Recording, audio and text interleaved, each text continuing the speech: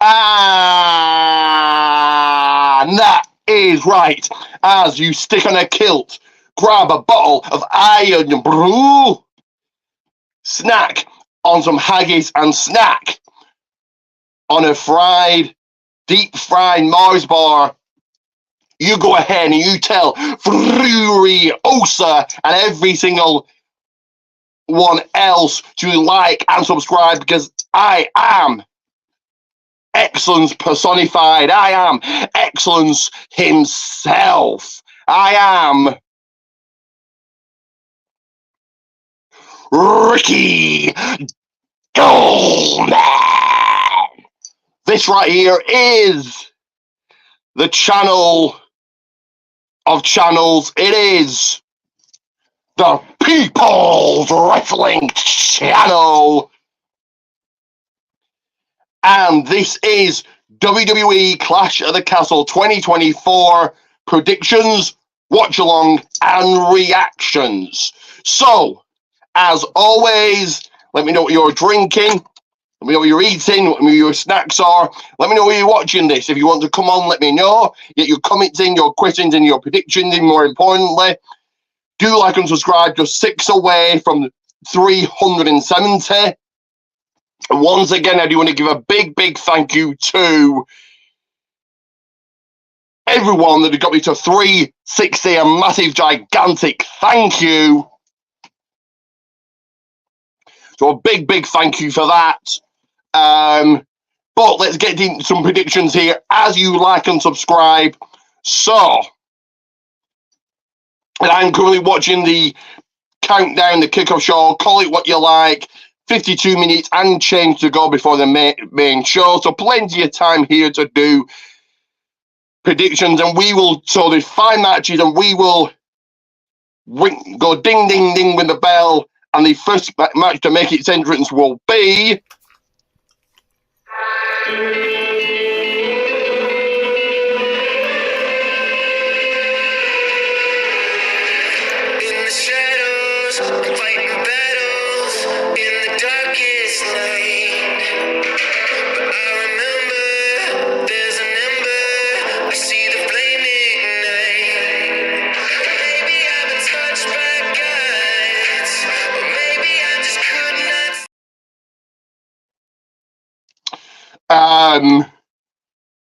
so we'll get to the coming in this set. Well, we'll actually get to the coming down. The most excellent man in podcast that is, right? What's up, my friend?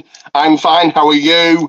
And the podcast, I've found I think, well, I've brought on a new co-host that probably long term going to replace Ian, I think, just because Ian's Wi-Fi isn't the best, and I feel that's been costing me viewers or people have watched and not wanted to watch. Don't need to stick around, because who wants to watch a podcast or a YouTube video with crappy internet? But if you want to come on at some point, Justin, let me know. But it will be in triple threat action for the WWE Women's Tag Team titles for the team of all the way from Scotland, where Clash of the Castle is taking place. Isle of Dawn and Alba Fire, I think, are just in this match purely because it's in Scotland. They've done nothing to deserve a title shot. They've never had a win on the main roster. Not counted. For those that watch main event, that doesn't count. I'm talking Raw or SmackDown. Taking on the other team of Zoe Stark and Shayna Baszler, taking on your current Women's Tag Team Champions, Jade Cargill, Bianca Belair. They're actually just previewed just now, just said about just now. Now, I would love Isla and Alba to take the win. You could get Zoe Stark pinned here, but you're probably going to have the champions retain. So Justin, get your predictions in, get your comments in, like this, subscribe to this, all of that. Get this shared. Also, a new thing for everybody watching now, coming after the video's gone live, so later on, coming on the video, help out that algorithm, all of that. But my main focus now is to get this channel as big as possible. So yeah, coming on after the video's finished being live, so after Clash of the Castle, make sure to drop a comment. Sticking with the women's theme, it will be in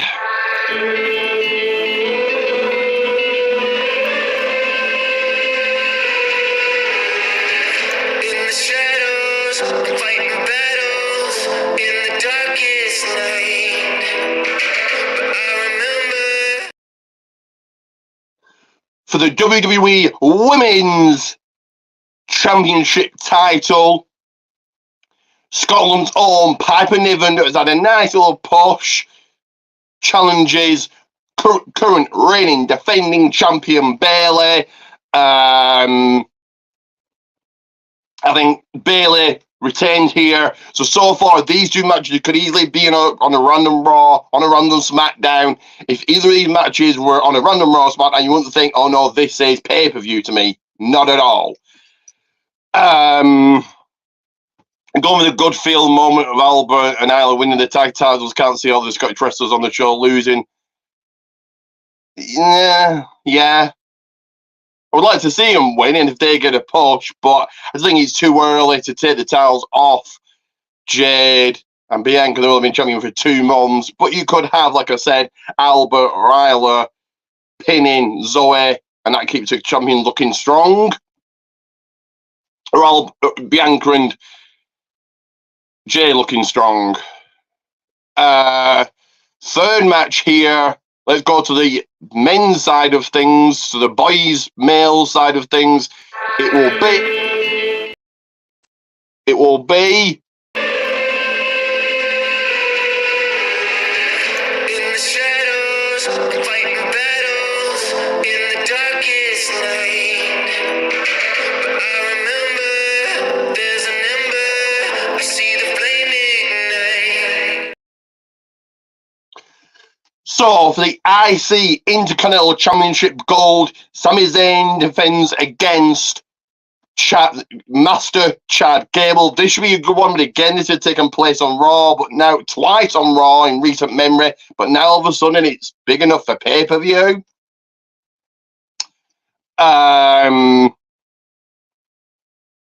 Easy picky of Bayley retains, where they're having the whole story with Nia, see them going off. Yeah.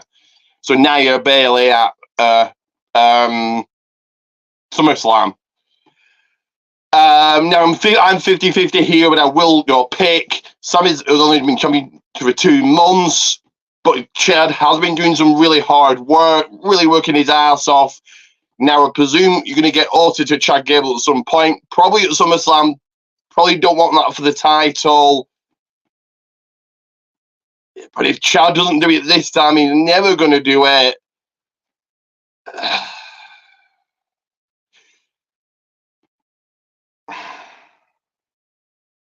But I think I'm gonna pick Sami Zayn to retain.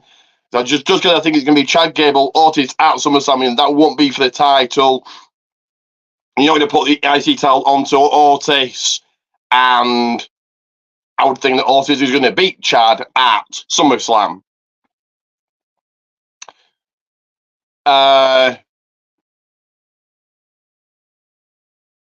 Let's go to a championship match. We'll go to another championship match, one of the big ones. So it will be this one. In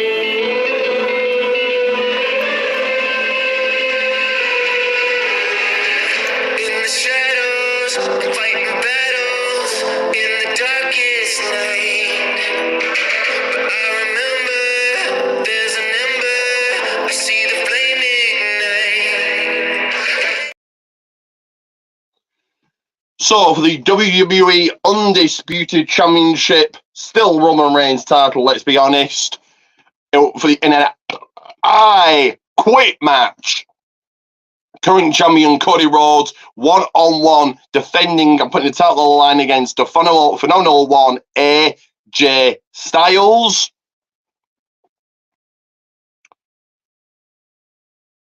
But somebody winning by DQ, yeah, you could do that, so it keeps Chad Gable looking strong. Let's get one more rematch. No, I think this is it. I think after this, where you've seen them, this will be the 3rd match they've had in recent memory. No. Like I've said, I think if you could get Gable Otis at SummerSlam, and you're not going to have Otis win the title. And if Chad beats Otis, then what's been the point of this entire storyline? But I think this is an obvious one. I think Cody Rhodes retains. Again, if this was on a random, if your main event of SmackDown, a random SmackDown, I wouldn't think, oh no, this has got to be on pay-per-view. The I Quit match, the I Quit stipulation makes it a little bit more interesting. But Cody really isn't the guy. I will read out your comment, Justin, and then I will sort of quickly evaluate what's happened in 2 months, and let's see if you guys think Cody's the guy. I won't mind seeing more for Styles and oh god, no. I think this is it. Cody's taking on Solo at Money in the Bank, rumored, but now I'll reread that comment. Wouldn't mind seeing more from Styles and Rhodes, but how can we really justify? Yeah. So in 2 months, not 2 years, not 10 years, not a year, in 2 months, and it doesn't matter why any of this has happened. I don't focus on the whys. I just focus on this has happened. So in 2 months, in no particular order, a week after Mania, Jay was top merch seller. 1 million, let me say it again, over 1 million viewers have been driven away from WWE since Mania. That tells me they were the casual fans and they didn't want to stick around because guess what? Cody's not the draw.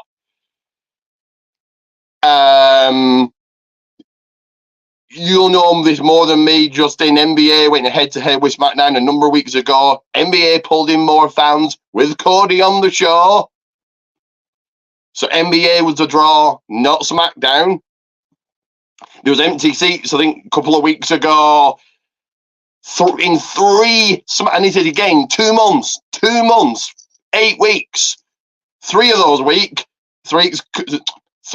weeks, Cody hasn't been in a main event spot. But he's the guy, he's the champion. 3 weeks, not in the main event spot at all. They are still, and I love that the bloodline is WWE's focus, but I love it. But you're going to make Cody the guy, do it properly. They haven't moved away from the bloodline. They're hyping the return of Reigns. So Reigns isn't even there. So Reigns is the focus and not Cody. He's not main eventing tonight. Yes, I get okay. It's in Scotland and Drew's main eventing. Again, I don't care about the whys. I care that he's not main eventing. And Liv is now pulling in more social media views. Again, doesn't matter why. It matters it's happening. So after 2 months, is Cody the guy? No. Just throwing people at him until The Rock returns, and unfortunately The Rock is injured, so he's not beating him, and what a mess. They've took the title off Reigns, and I've just done nothing. They have no plans. Let's just throw Styles at... And Styles calling back at Backlash was great. Well, the crowd made it. The crowd really did make it. But Styles can wrestle a broomstick. Logan Paul can wrestle a broomstick. Oh, and that as well, Double or Nothing, the horrendous Double or Nothing that was absolutely awful from start to finish. Overall, the show just fucking awful. A really bad show, just bad. That pulled in more social Google searches than King of the Ring. So Double or Nothing, AEW, that is far lesser known than WWE, pulling more Google searches than King of the Ring. But Cody's and this is with Logan Paul on.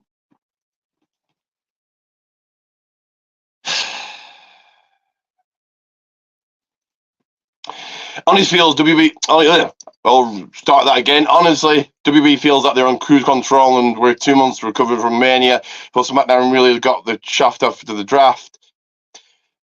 Yes, I love SmackDown. I think SmackDown and NXT has been killing it. NXT and SmackDown are. See, is NXT better than SmackDown some weeks? I really love it. I wish that NXT would get more ratings, but NXT is damn good. SmackDown's good. I think it being 2 hours is a lot easier to watch than Raw. Raw is a little bit of a drag. This week's Raw was very filler. SmackDown should never ever be filler. That is the last go home SmackDown is the last opportunity you can pull in those fans that may not be getting the pay-per-view to excite the fans, to build momentum. It did nothing. It was a very weak SmackDown. And what if someone is watching it, a casual WWE fan, I'm in Scotland. Oh, WWE's in Scotland. Let's switch on SmackDown, and I'll think, this is it. This is the level that WWE's got.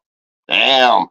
Raw SmackDown should never, ever be filler, because you don't know who's watching.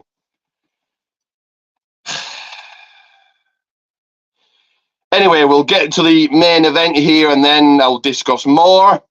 But let's get to this here. So it shall be.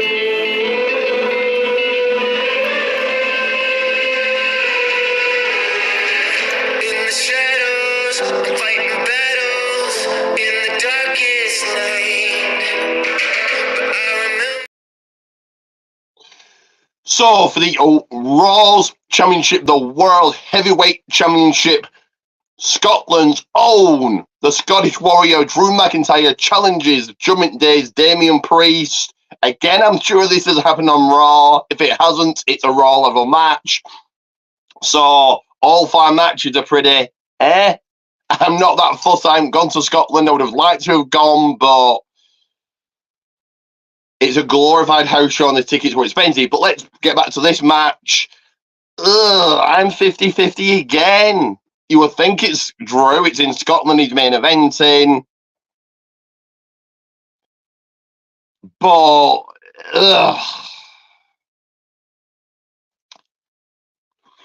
I like Priest. Priest might be a transitional champion, just losing it back to Drew.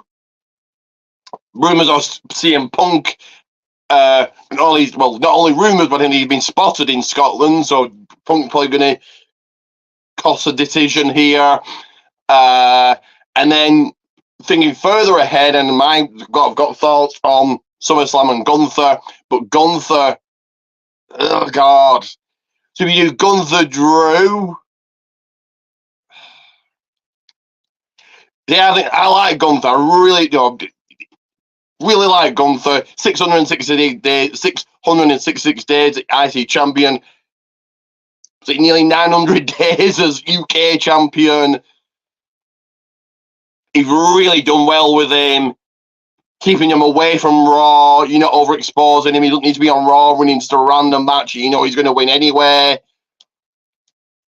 So I think Gunther should win, but I'll get to him in a second. So let's go down the path of Gunther Drew at SummerSlam. Gunther loses. Okay. If you do Priest Gunther, heel versus heel, who are we cheering? And that's why no one's over. Oh God, I've got to pick somebody. I think Priest retains. I think we're gonna see an upset. I think we see CM Punk, Drew McIntyre at SummerSlam without the title. But then who does Priest face? Because I think Gunther's going to SmackDown. Because the thing with Orton and Gunther hasn't been finished yet. When do you end that? When do you have Gunther beating Orton? So I think they do a triple threat match at SummerSlam. Orton, Cody, Gunther, but my thing would be I would have Gunther winning, so you're giving Cody a 2-month title reign. But then if he's not doing his job as champion, not filling, putting butts in seats and pulling in the ratings, and that's what the champion's meant to do, why not take the title off him? Don't see this going any other way than CM Punk costing Drew It's too soon to be Punk McIntyre. But then who's heel? Doesn't that turn Punk heel? I know Drew's heel, but then so's Priest. So again, and Drew's going to be more of a face than Priest, because in Scotland, Drew's going to get cheered. But who are we actually cheering here? It's heel versus heel. CM Punk's going to get involved. That turns him heel because he'll get booed. Again, this is why no one's over. Who's the legitimate heel? Logan Paul's a good heel. Reigns was a good heel. He's turning face, which, okay, let's see how that works out. Yeah.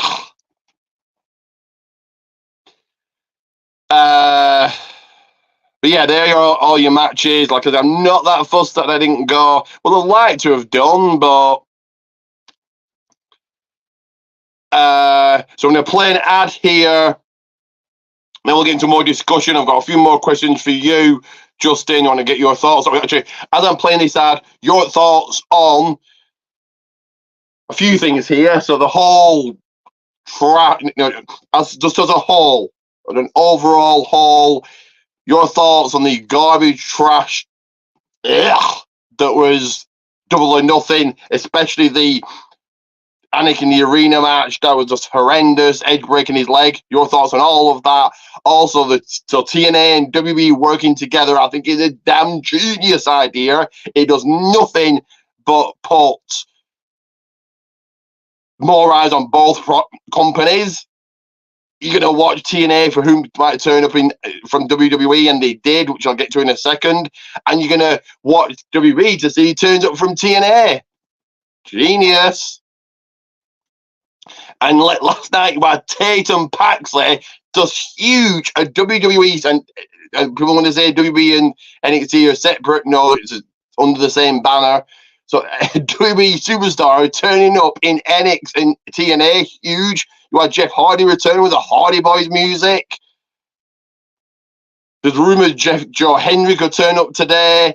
You're going to have a Battle Royal next week with TNA guys involved. Broken Matt Hardy for the first time ever in WWE. He was walking before. I think it's just all around huge, big, great, genius business idea. And this is what Tony Khan really should be doing. Rather than burying WWE, he should want to be working with WWE. But let me play this first, and then we'll get into more discussion.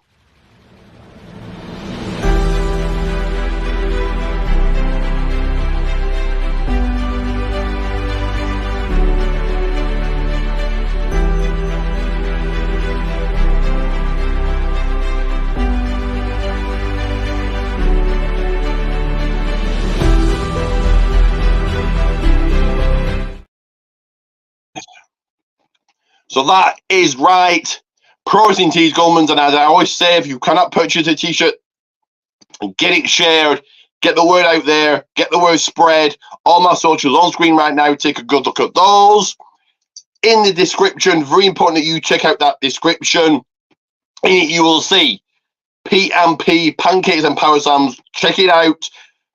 Purchased a couple of t-shirts from it. You'll see those hopefully next week. Well, I'll get those next week. You'll see those from Money in the Bank and Heatwave.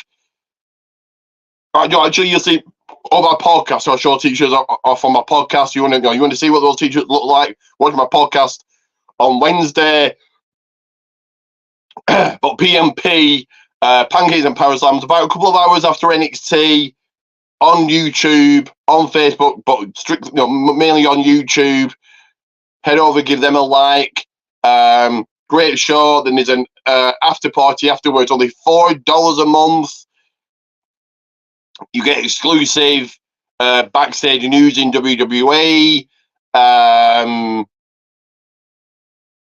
You get to speak to the host. Predictions. We do trivia quizzes. So it's great fun. So it's P&P, Pancakes and Power Slams. If you're into your EFEDs, TWF Network, ASPW Production and Ray Dog Extreme Wrestling, Red Billy Ray Dog F8. Also, the NERDIC Pro podcast, my new partnership. The Rainy Rock podcast and the NERDIC Pro podcast have now a partnership with the Mega Powers. Ooh, yeah, dig it, brother. So you'll check that out also in the description, YouTube and Facebook, the NERDIC Pro podcast. Head over, check out them. They do interviews with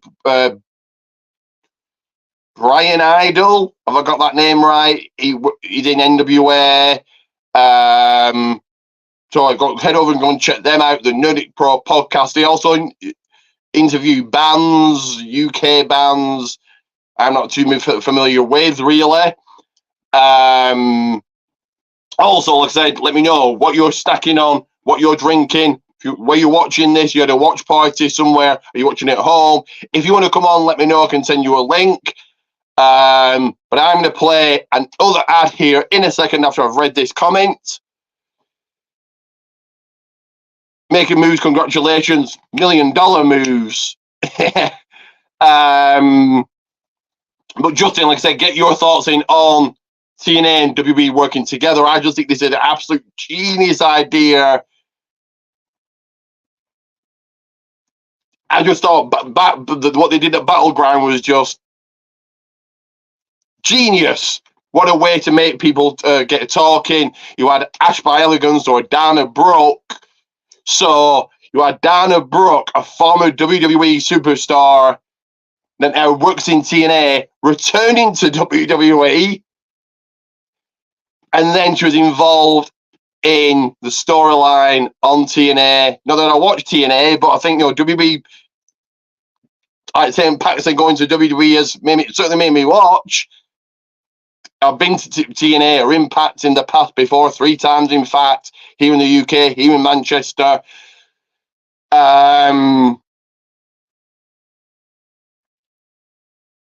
But I don't really watch TNA. It's not really my cup of tea, really. But I certainly watched Tim Paxley in TNA. Jeff Hardy returning to it. It's made me watch. I was only not through YouTube, but still.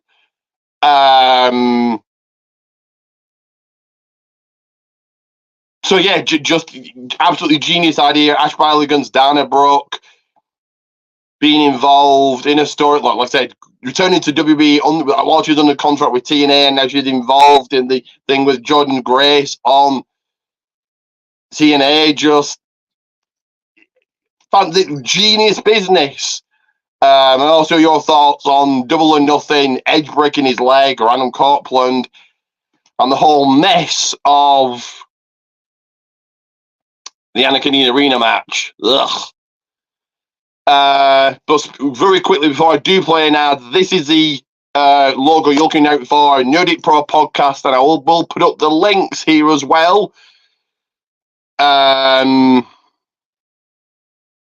So that is the Facebook link that you're looking for, and the YouTube link that you're looking for. So the NERDIC Pro podcast, go and check those out. I'll say not now, later on after I finish live. And like I said, drop a comment on after I finish live. That's very important that you do that. But let me play this one. To never miss a second, never miss an upload, never miss anything I do, and never miss when I go live doing watch parties and my brand new podcast live Wednesday nights at 8 p.m, the Raining Rock Podcast. Add me on Facebook, Ricky J. Pete. Whilst there, search on Facebook, WWA World Wrestling Alliance. Follow me on X at Ricky Goldmans. Head over to Pro Wrestling Tees and search Goldmans1, and head over to my YouTube channel.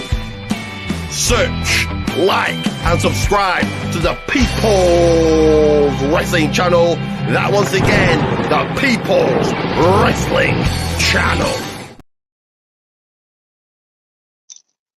That is right. All my socials and video form there. You've seen in picture form right now. Do exactly as that picture said. Check out my socials, like and subscribe. 370s and next number to get to. For Clash at the Castle, what?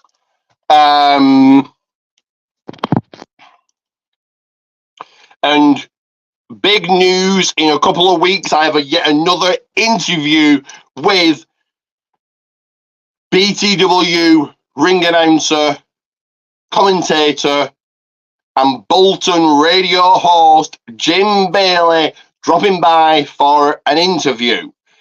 So let's get to the comments, what Justin has been saying. Been saying to myself, TNA, so NXT and TNA could be massively beneficial for both. Right now, he just feels like they're not pulling a lot of effort into it. But do you want an outsider? I know this is the WWE wanting to bring Jordan Grace into. WWE wanted to bring Jordan Grace in, and that's the whole thing. They're really interested in her, and this is how they get her in. But this could be kind of a one and done. You might not never see her again in WWE for a while. So an outsider beating a WWE or NXT star. I think Lola Vice is actually the one to beat Roxanne Perez.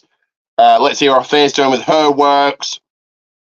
And I'm actually going to disagree there. I think TNA, they really are working. They have put effort into it. Like I say, Tatum Paxley and Tatum Paxley was doing not very much on NXT.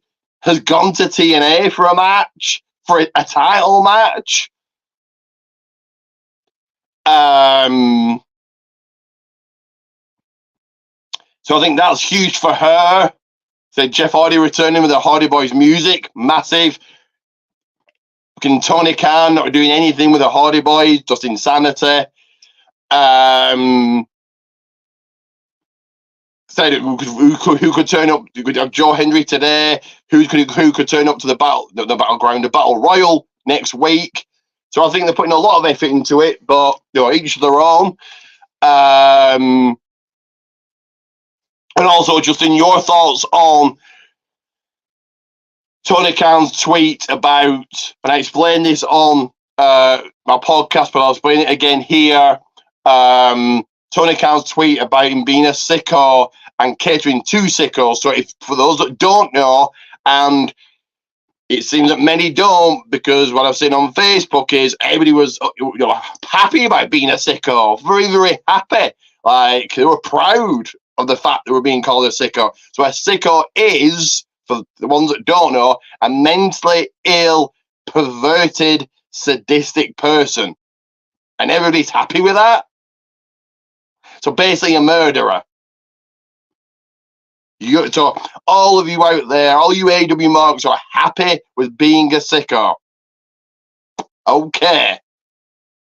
So a sadistic person, so let's even break this down further. We've got time here, another 20 minutes. So break that down even further. So a sadistic person is usually a murderer that enjoy to see people in pain and blood all over the ring. That's what they love.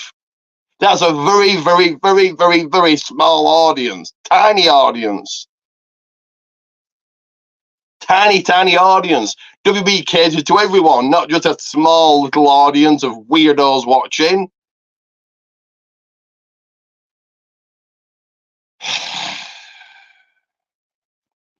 And if you always cater to sickos and weirdos, it's never going to grow. And in fact, I said a number of weeks ago that with Tony Khan at the helm, it's going to get worse. And it has. I didn't think it was going to be this quick. I thought years down the line. But it has got worse because the ratings have dwindled week in, week out. MJF gets paid $15 million. He couldn't pull in $1 million. He couldn't even pull in just over 700,000. 122,000 for Collision. Half empty arenas. AEW is just awful. People that I know that, I don't think anybody that lives and breathes wrestling as much as I do, but people that have gone to Love of Wrestling convention here in the UK, set up for wrestling fans, the name says it all, Love of Wrestling for people that love wrestling. So our people have gone and you queue it, and I'll get to this comment. I'll read out the comment what Justin said, then finish my thoughts. That's why Tony Khan just posts these for attention. It never brings any positive. Exactly. Him tweeting that, I just think, what a fucking idiot. Let's sprint down Wild Scenario Lane, Wild Scenario City. Just for a second, sit and think that Triple H or The Rock or Ari Emanuel or Vince, even Vince, or Nick Khan or any official in any high body, any whatever, any boss in WWE tweeting out that. They wouldn't, because it's highly unprofessional, makes them look like idiots, makes them look clownish, makes them look markish. And if WWE did that, they'd be hated. But Tony Khan does it, and fine. Oh yeah, we're all sickos. Yeah. Okay.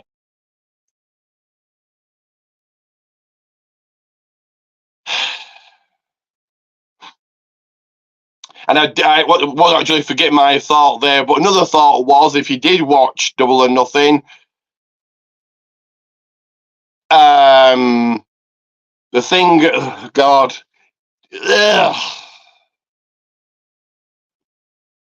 Darby Allin setting somebody on fire, Tony Khan, this wasn't caught on TV, but certainly caught by the fans, Tony Khan rolling down the ramp and then getting up, and just awful. That was my thought. So Love of Wrestling convention, fantastic convention, very well ran, but you are there from 9 a.m. In the morning till 9 p.m. at night, 10 p.m. at night. It's a long day. You're queuing. Very well worth it. Get to meet some massive stars, some massive names. So very well worth it. I can't put them over enough. But you are queuing for hours and from early in the morning. So those people clearly love wrestling, and even those people have stopped watching AEW. Some just watch the pay-per-views, some have stopped outright. Like, how bad does AEW have to be for people that love wrestling not to want to watch? Because what wrestling fans want is more wrestling. More. Give me more wrestling. Give me 7 shows a week that WWE does. Raw, SmackDown, main, if you count them all, Raw, SmackDown, main event, NXT, Speed. Okay, that's 5. I'm not missing one. No. Oh, Level Up. Level Up. So that's 6 a week. I only check the results for main event. I watch Speed. It's only on for 3 minutes. Watch that on X. Check the results for Level Up. But the whole point is you watch it all. And at no point am I bored at checking the results or watching it. I want more. Give me more. Give me 10 shows a week. With AEW, I want less. With AEW, purely just checking the results for Dynamite, for Collision, for Rampage, with not one thing reading it. I think, oh, damn, I missed out on that. I think, thank God I dodged a bullet there. Using indie talent as well. Like, Collision seems to be these show where they're using indie talent. Great for indie talent. I'll never stand in the way of indie talent making going to AEW to get a paycheck, get a little bit of exposure. He does really much, because if they and 1 second, is this a This is a preview for promo for Money in the Bank next month.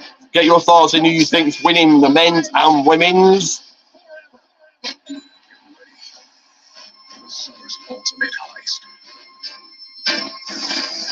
I do like the promo. Also, your thoughts if you think the Money in the Bank winner should go after any championship, makes it more unpredictable rather than they're going after either the world or WWE title. But back to Collision.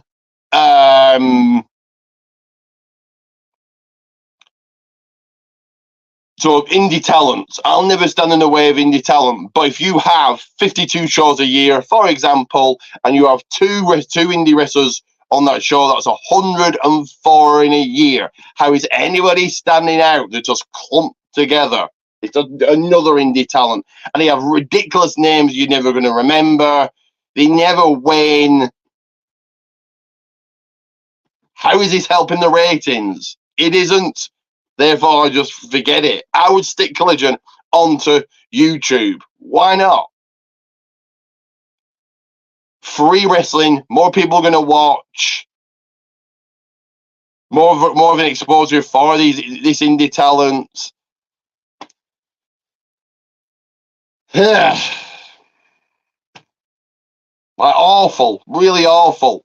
It should tell you it all that, again, the UK we won't get many big events. Last year, AEW, well, they lied about the numbers, but I think they did have over 70,000. This year, 52,000. Why? Why are they selling less, not more? What WWE does, genius. I mean, SmackDown and a pay-per-view in Germany, France, Scotland, Saudi. Damn genius. More money. More of a show for the fans. You can have a storyline. You have a storyline from SmackDown to Money in to the pay-per-view that continues a storyline. Fantastic, genius idea. Why not AEW doing it of the O2, which isn't that far away from Wembley? So at the O2, they could do all three shows. Because what wrestling fans should be wanting more, not less. So could do. Why not a tape Collision? So let's do Dynamite, Rampage, Collision in the O2, and then All In at Wembley. There you go. So that should tell you everything. That less tickets are being sold because it's not a draw. Women's Tiffany and men's Jay or Finn. Tiffany, yes, I think she'll be a good heel. But then Liv is heel. Obviously, Liv is not going to be champion forever, but I think she's doing some damn good work. You could have Tiffany go after Bayley. Jay. Yeah. Even though he's kind of been cooled off from him in it for a bit. Balor. That would make it interesting. But then are they actually going to split up Judgment Day? I like Judgment Day, and he's like, not got many factions on Raw, so yeah. So about 10 minutes away from the main show starting. What match will kick things off? Let me know. Get your predictions in for that also. They're now previewing AJ Styles from Cody Rhodes.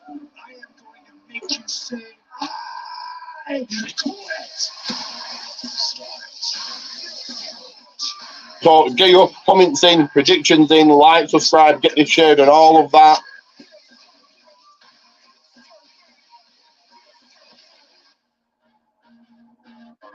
So it's about 10 minutes away from the main show starting. The promo from Drew McIntyre. Even the promo itself doesn't really excite me, but there you go. Balor winning plays into the Judgment Day descent. It does, but yeah.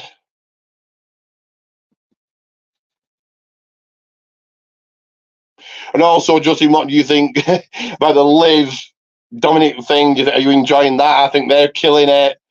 Like I said earlier, for Liv to be have the most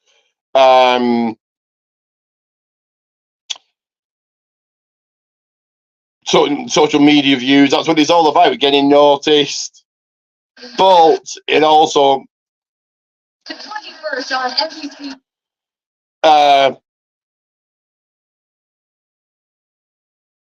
Also, why is Cody? If Cody's the guy, why is he not getting the most views?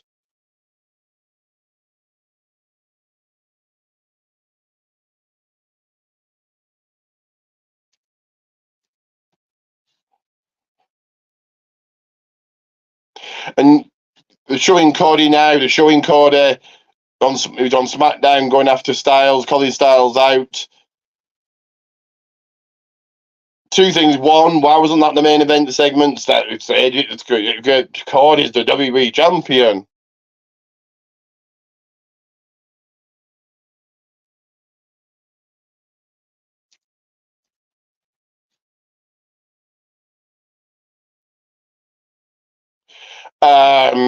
Like how many times did Reigns for 3.5 years? How many times did he not main event in the main event spot? And there's just nothing about Cody that says star. There's nothing about Cody that says this guy's special. And him being on every SmackDown. So this week, just this week, he got mentioned on, so in a week, mentioned on Battleground, mentioned on Raw. He was on NXT. Now, the WWE champion being on NXT, cool. Not Cody being on NXT, I couldn't care less. But the WWE champion being on NXT, cool. But mentioned at Battleground, mentioned on Raw, on NXT, he was on SmackDown. He's going to be mentioned on Battleground, mentioned on Raw, at NXT. It was at the Clash of the Castle kickoff. He was on SmackDown. He's going to be at Clash. If there's a press conference, will be on that also. So how is Cody special? How is Cody a star? Less is more. That's why Logan Paul's levels above the entire roster, because you hardly see him. So when you do see him, he's special. I really like the Liv story right now. I've got to leave to the eventual moment where Liv is aligned with the Judgment Day. Yeah, I agree with all that. But Cody being on every SmackDown. If I was a casual WWE fan and I missed SmackDown last night, so what? I know Cody be on SmackDown next week. Oh, he's be on the SmackDown after that, on the SmackDown after that. Then he Money in the Bank and just ugh. This overexposure is not good at all. In 2 months, don't even that. Cody didn't feel special before Mania. Just awful. You're someone that I idolize. We were 6 minutes away from the main show starting. Handle the pressure. You're going to be in the ring with a phenomenal AJ Styles. And I am going to do whatever it takes to get that WWE Championship. So do we indeed get this shared?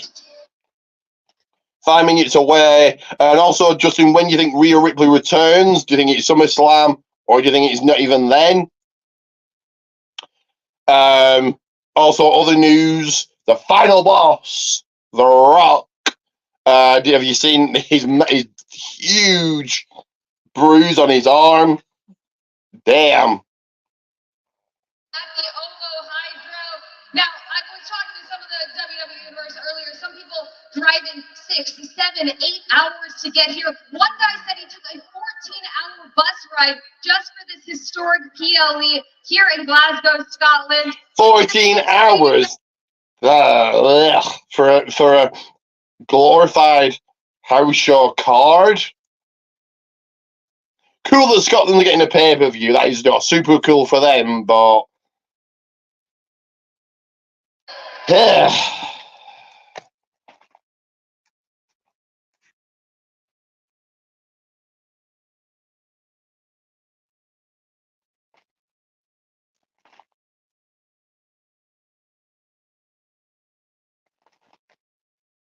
these guys doing that.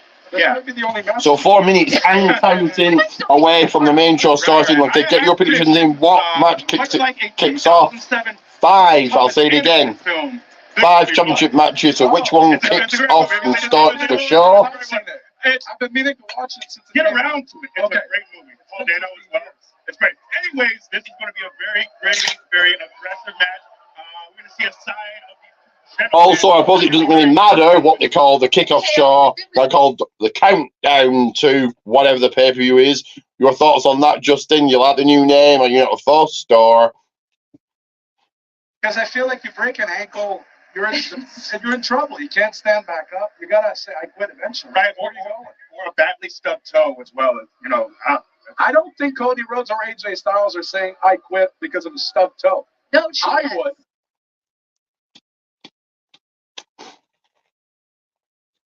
So what then is the victim of getting the short end of the stick. Cody being on the show really is the only redeeming rate. He's not quality most weeks, but he's not a miracle worker that makes the entire show good. And Cody being on there pulls the show down. He's boring. Every promo's the same. But here's your Cody Rhodes promo. Hello, whatever city, Scotland, Saudi, wherever. Hello, wherever. What do you want to talk about? Either I'm going to beat this person or I've beaten this person. Interruption, leads to a feud. There we go. Rinse and repeat into the next one. Boring. None of his promos are good. Ugh. Because you talked about it before I was on the show. And, you know, your relationship to Sammy, you guys are best friends, besties, if you will, at times, most of the time. Why do you think Sami Zayn has inserted himself into this Alpha Academy drama the way that he has, instead of just focusing on carrying the title that he worked so hard for? Well, in all fairness to Sami, I don't think he really inserted himself into anything. I think Chad Gable inserted himself into Sami Zayn's business. Because once Sami beat Chad to earn the title match at WrestleMania, Chad never got over it. And I think it was simmering, and eventually, you know, even though Sami gave him a fair title match in Montreal, Gable couldn't handle the loss, and now here, this is where we're going to come back around some time, but just can't see them blowing this. Yeah.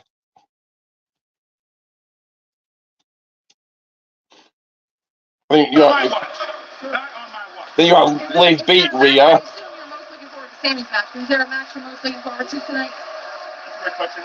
The I Quit match for me, because it really requires so much of you as a superstar. Being in the ring, any normal match, you know, it requires a certain level of courage and guts. But an I Quit match, it's a different beast. It's a different beast. And how do you come back from an I Quit match if you lose it?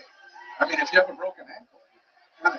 That's so you've really thought this through. You're like, if I'm the opponent, I'm breaking the ankle, but if someone breaks my ankle, it's a perfect excuse. How am I supposed to do this? Maybe an I Quit match, I'm going for the ankle right away. I'll tell you what, I would actually love to see you in an I Quit match. I think you would. The hot crowd ready.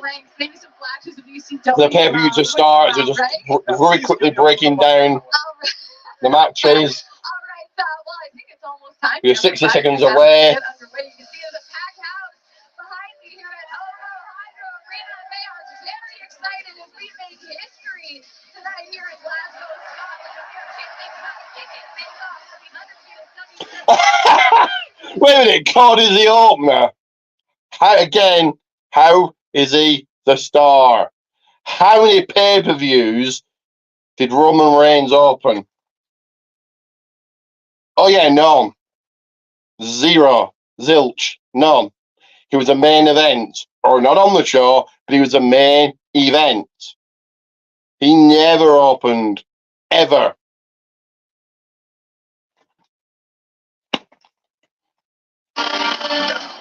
And I know you start strong or start hot and finish strong, finish hot, but hey.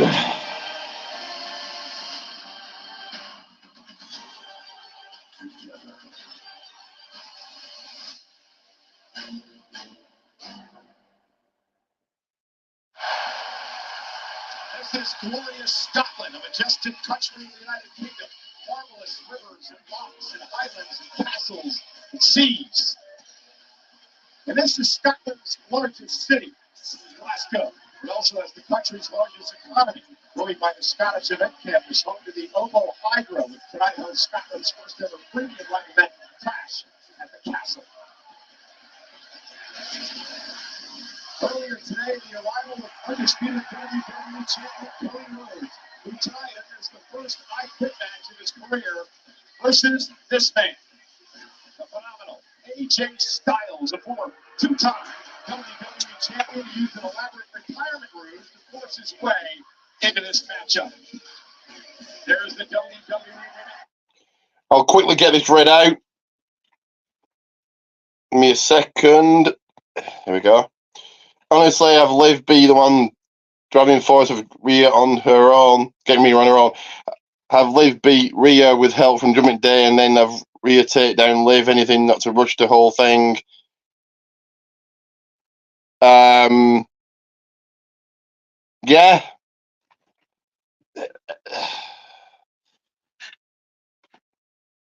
Yeah. And first on his own soil. This time, it's Drew McIntyre's night at Clash at the Castle.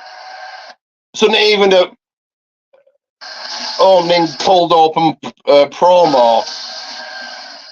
This really has the house show card feel. Oh, okay, there is a cold open. Okay.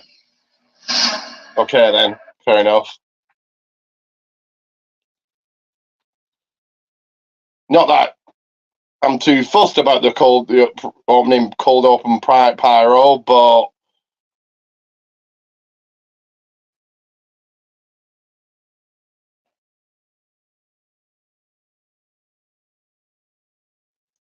square goal. Scottish way. Sorry, beat it. Brutal, unflinching, ferocious. Never ever underestimate your opponent. The last thing to remember. AJ! I'm not just going to beat you. I am going to make you say,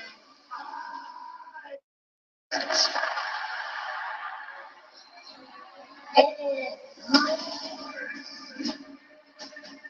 is where the world will learn what Damian Priest is truly made of. The Scots are known for temperance. Priest, I'm about to take your bloody title. So let's make a deal. You bring me crazy. We bring the fate. Glasgow, Scotland, and the world. Are you ready to clash at the castle?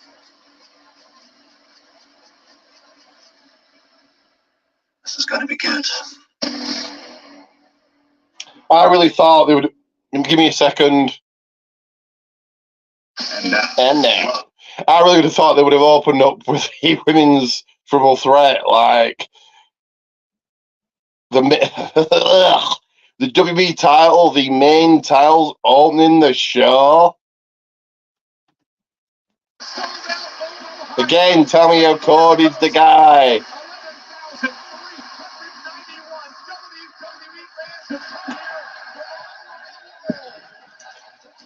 Reigns would never, ever open a pay-per-view. It was main event for 3.5 years. you don't. But here we go with that match I just said about, and it will be your opening contest here for the WWE Undisputed Championship in an I Quit match. Cody Rhodes defends against AJ Styles. AJ Styles making his entrance first here.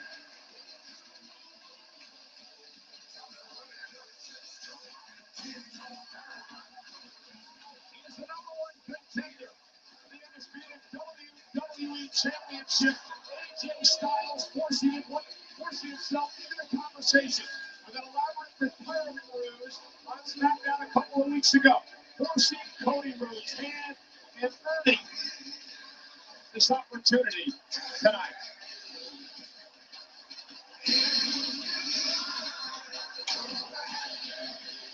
And also, Justin, your thoughts on AJ Styles. AJ Styles, it's been 2 months and his theme music is ugh. I suppose he needed new music to go heel, but ugh. And also, your quick thoughts on, will Ricochet go to AEW? I think if he does,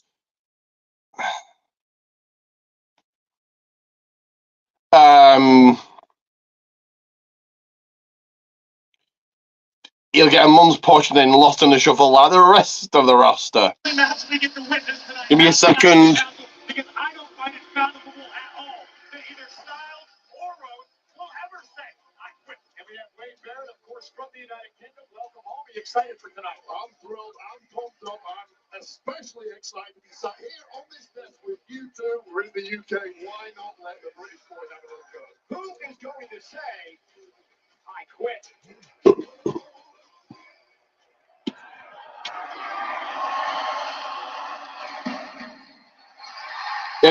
It is Scotland's time to sing like the Marks they are. Literally the same situation Brock when he was a champion. We don't close the show. We don't open the show. Yeah, but Brock wanted to leave early. Brock wanted to just get it over with and go home.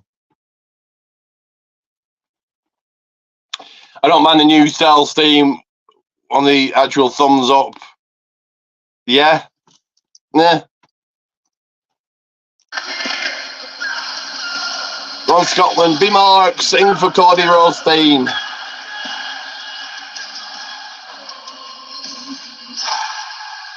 Yeah, not as loud as France. France, the best crowd this year. They killed it. Your thoughts on the French crowd, Justin?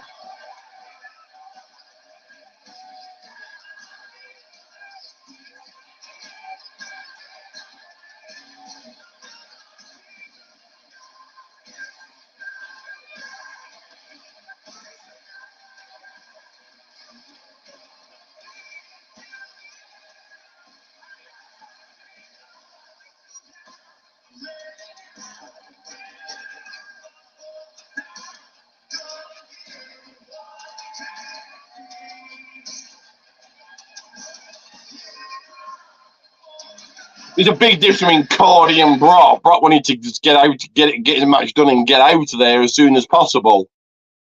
Correct, okay, you are correct.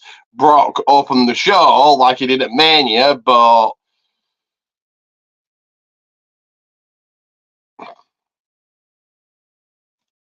then that was all about the women anyway, so Promotion. And he does have the experience. Cody Rhodes making his way out to the front row. His father was set, and it was from the United States to Scotland tonight to cheer Cody Rhodes. Really, the relationship between Cody and his mom. Michelle means the absolute world of the American nightmare. His biggest fan, his proudest supporter. But from the sounds of it, there are over 11,000 members of the WWE Universe tonight who love Cody as much as his own mother does. This is how many shows did Reigns bring his mother to? None.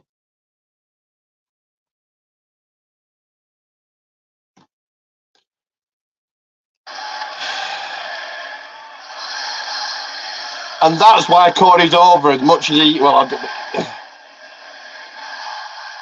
that's why Cody's over. His theme. Take away his theme and you give him Apollo Crews theme. No one will care. Because Apollo Crews didn't get a reaction last night on SmackDown. But as they make the ring announcements, I'll read this out quickly. I can see Ricochet being a wonder for a bit. First, more than likely, he'll end up in AEW. Fully locked in, that's going to be him in Wembley. See, if WWE, so AEW was smart, you could have Ricochet still under contract with the WWE, but nobody knows, and you think he's left, and he could go to AEW and do a few matches there, but still under contract with WWE. So you think, oh, they make it obvious. Okay, they make it obvious that he's still under contract with WWE, but Ricochet goes to AEW. You could see Jay White, for example, in WWE. If Tony Khan would have had anywhere near of a brain, he would want to work with WWE, because that, why wouldn't you?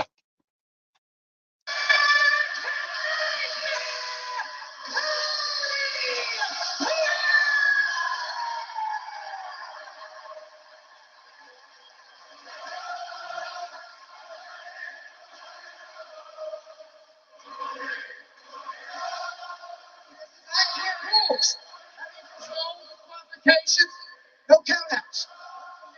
They're pinfalls. The only way to win is to make your opponent say the words, I quit. You got me. You got me? All right. Neutral. No. Neutral. Referee Dan Engler explaining the rules to Cody Rhodes and AJ Styles. For the 26th time in WWE, we have an I Quit match. The first one dates back to WrestleMania 11. Bret Hart versus Bob Backlund.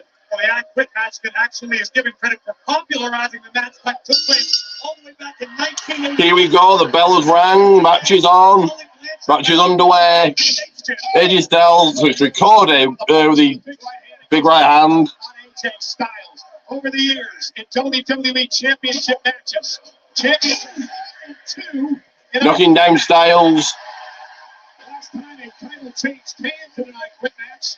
WWE title, that is. John Cena. Backing up Randy Orton. Cody in control here.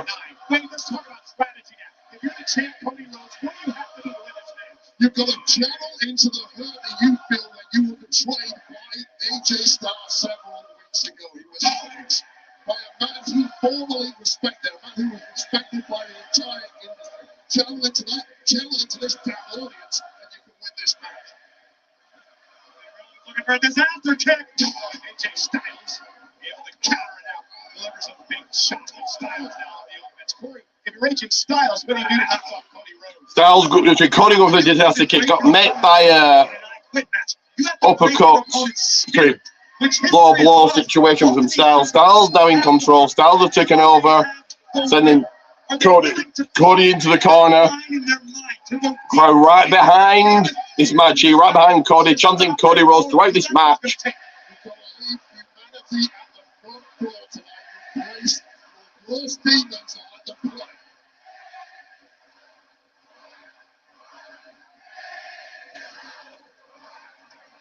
Hot crowd in Scotland, even though it's a, like I say, glorified house show card type feel. Still, Cody Rhodes, the bottom, the bionic elbow.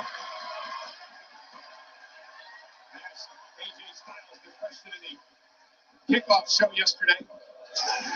If you lose tonight, he said, I'll cross that bridge when I come to it. Styles asking him, does he quit? I wish AJ Styles would just quit the business and never come back. Boring.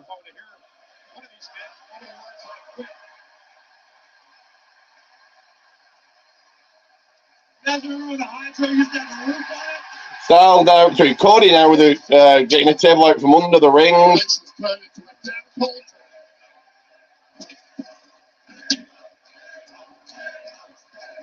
Tables, that's what the WWE fans will get. They get perfectly legal in the I Quit scenario.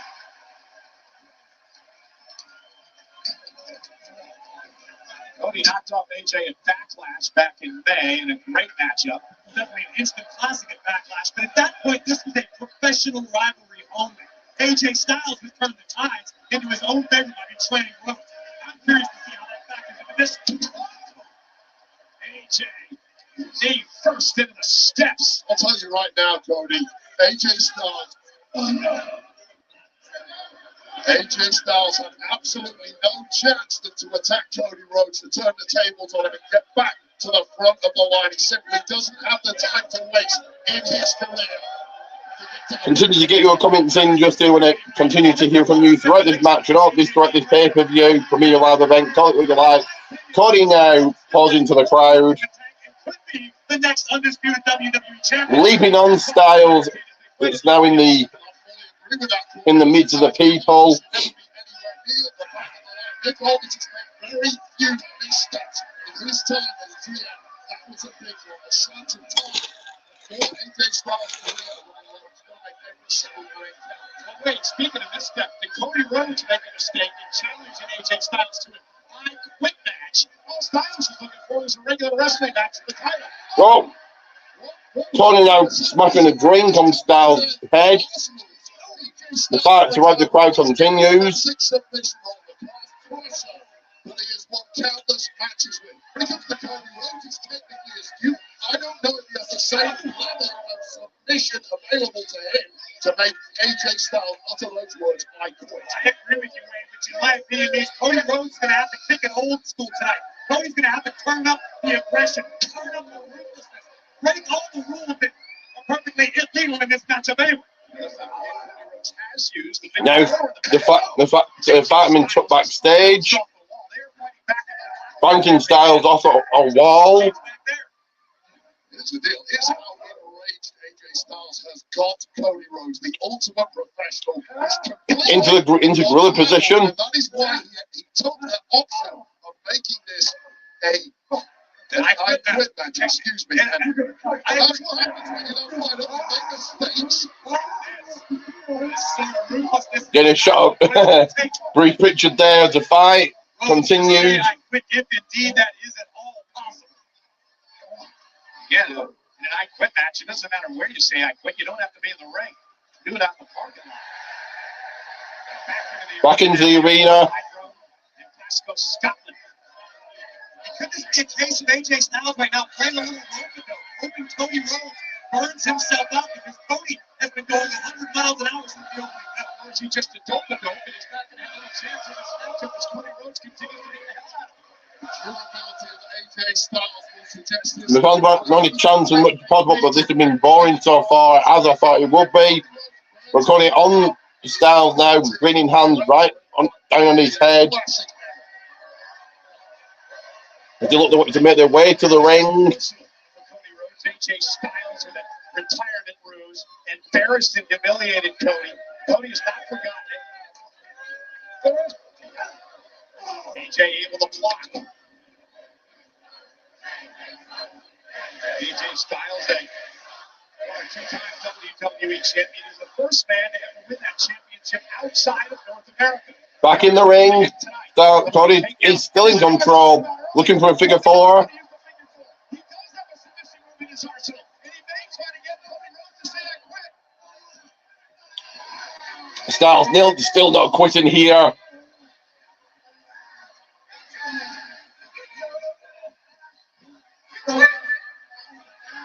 This is just a testament to the grit of AJ Styles, trapped in an agonizing submission hold. His ankle could snap at any second. Cody applying the pressure. And again, remember here, guys, the ropes don't force a break because there are no disqualifications.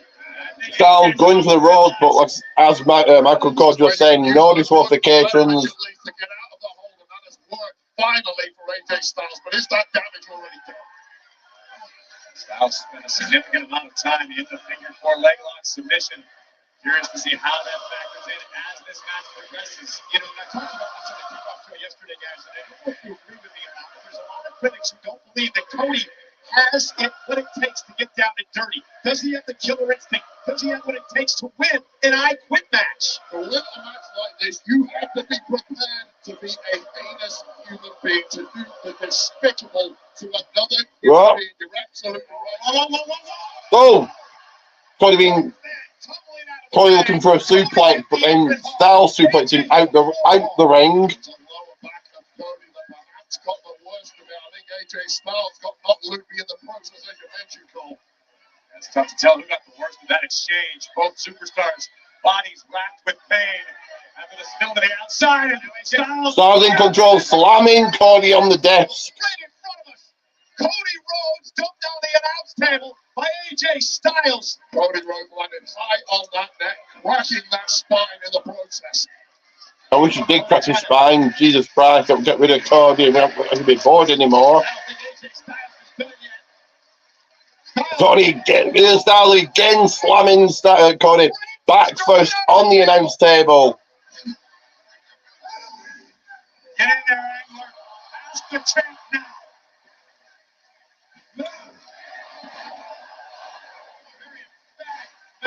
I think he's going to come down to Styles going after Cody's mum. That's why she's there. Mama rolls.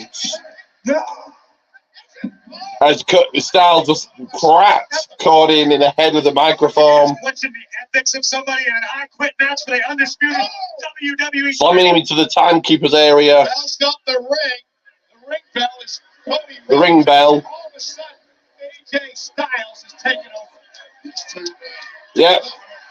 Styles not going after Mama Rolls, but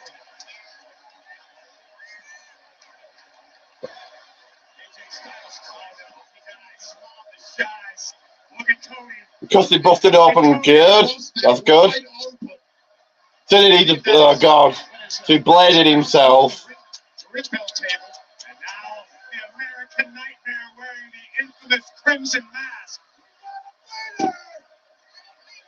AJ Styles loves what he sees. You get blood in your eyes, you cannot defend yourself. This just got a whole lot easier for Phenomenal One. We always use the great white shark analogy. I don't know if it's ever been more apropos than it is right now. Oh, and Cody trying to fight back. Couple right hands. Goes back to his feet. Styles, though, right back to the... Back in the ring with Styles. She called AJ now, so I saw that, yeah. I'm liking the new AJ. Fueling AJ Styles. Yeah, some colour. AJ Styles can get aggressive and vicious. Bang! Neck breaker. Neck right to the neck. I'm trying to call the action here, but I'm liking the new AJ WWE, like the blood and swearing. But Styles in control here. AJ Styles, it just went out the window. Rainy hands on top of the champion. There's no question about it that Cody Rhodes is the sentimental favorite here tonight, but Cody's neck has already sustained a great deal of damage. No! Styles, okay, Cody still not quitting. Cody's hurt. AJ Styles knows this game better than anybody, and he knows that Cody Rhodes simply has an unbreakable human spirit. Fighting back again. Cody back, looking to get back into it, looking for a met by a drop kick from Styles. Having to utter the words, I quit. Imagine being a champion, Corey. That's the way you lose the title. By having to tell your opponent, I can't go on anymore. I gotta quit. I'll tell you, let's make it a little worse. Have to say I quit, not only in front of the WWE Universe, but bare feet in front of your own mother. That would crush Cody Rhodes. You are the leading light in this industry, and you intend to stay there a long time like Cody Rhodes does. Cody can't even get his head slammed off the mat, like looking at making it look fake.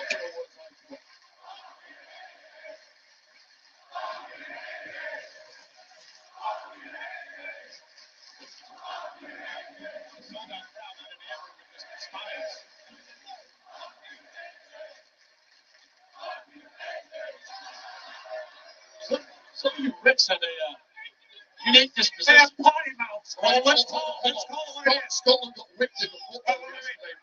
Wait, guys. This might be the end of Cody Rhodes. Wait, we saw this 2 weeks ago. When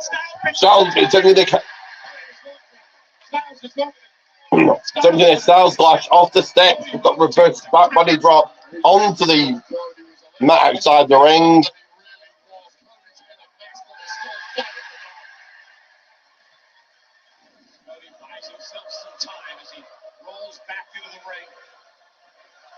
Undisputed WWE champion. Incredible scene tonight, sold out in Glasgow. The song again is bony end, like I said yesterday, definitely not Earth, Wind and Fire. Did you thank Mr. Riddle for the text to correct you? Back in the ring. Back and forth they go. And here comes the American Nightmare. Yeah. And here comes AJ Styles looking to take over. Quick combinations by Because that's the kick.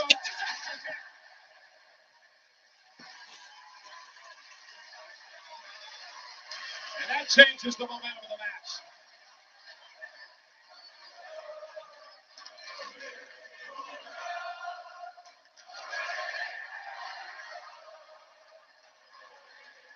And I thought it would be. This has been boring. I thought the I Quit would have made it more interesting, but no. But Cody looking for the crossroads, met by a pele kick, then a DDT. And a combination like that in a normal match might end it, but these are I Quit rules.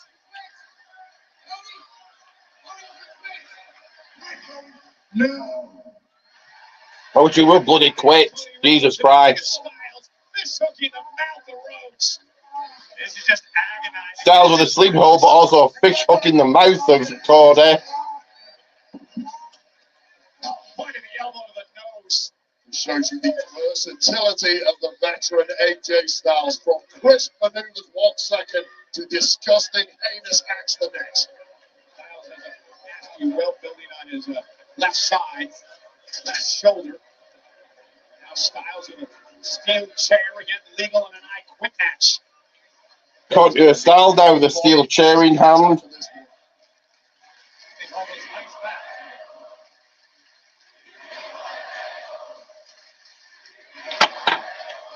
The people there want tables. Styles looking to severely injure Cody Rhodes. This is the name of the game. Permanently cripple a man like this. Rhodes is going inside the steel chair. Yeah. Oh. Break the neck of Rhodes. Just This is what Styles with the chair around Cody's neck, leaping onto it. Good match so far. Their health, maybe their own career. And again, No reason this was made an I Quit match. Maybe to make it more interesting. They've really done nothing to make it want them to want to quit. Yeah, true. take another look at this. Hard as it may be to watch, AJ Styles looking to end the reign of the American Nightmare. Styles are now with a kendo stick in hand. Kendo stick being held by Styles. Oh, goodness.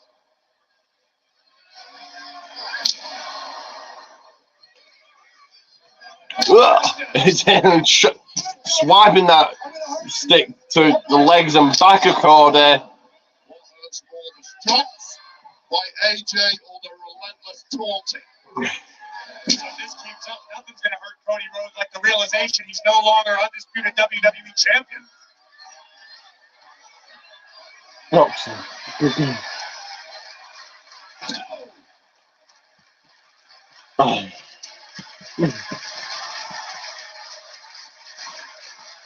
Roxy. Okay.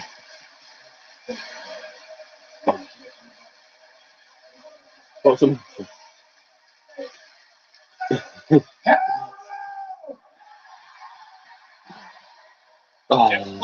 in the face of adversity, Cody Rhodes. Cody's still not wanting to quit here. May have been a misfire by AJ. Once Cody took one look at his mother staring back at him, you're right, Corey.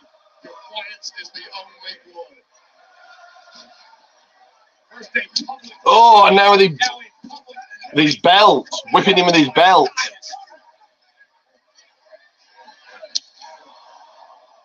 He's got to be giving Cody some flashbacks to a certain final boss. So the Rock's still mentioned. The Rock isn't even there, and he's still mentioned. So how have we moved on here? Wrenching Cody's head back with the belt now. Styles continues this assault. One on Cody's forehead just making that belt slip off again and again. Oopsie. What's the matter?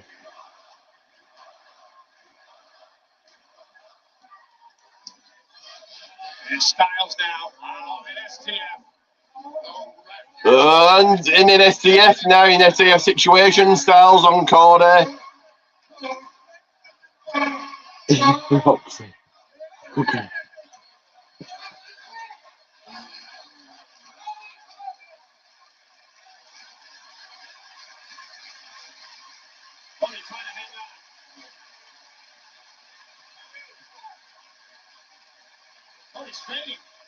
Cody Staines in, fading, whatever Michael Cole said. Your body has limits.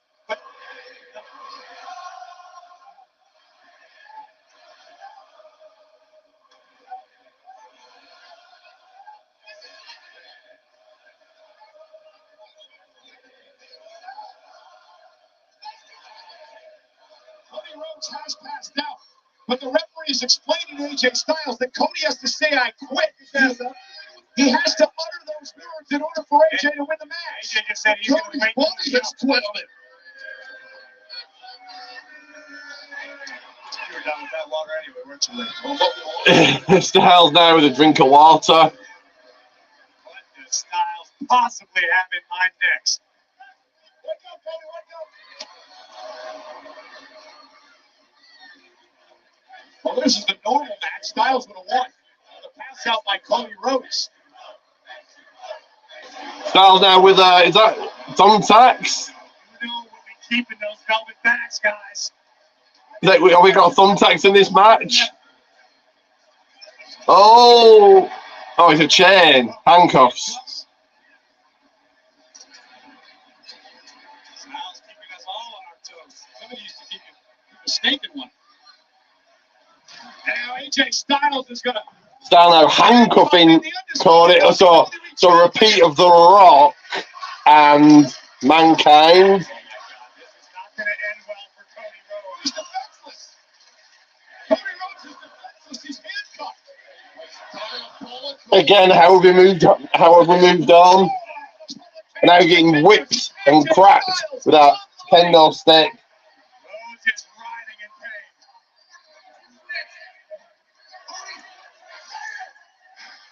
in pain. No. Champion, very proud champion. Think about what Cody Rhodes went through. Screaming at his mom, Michelle. Prolonging the inevitable. He's going to go after Manor Rose, just like I said he would. Is this going to force Cody to quit here?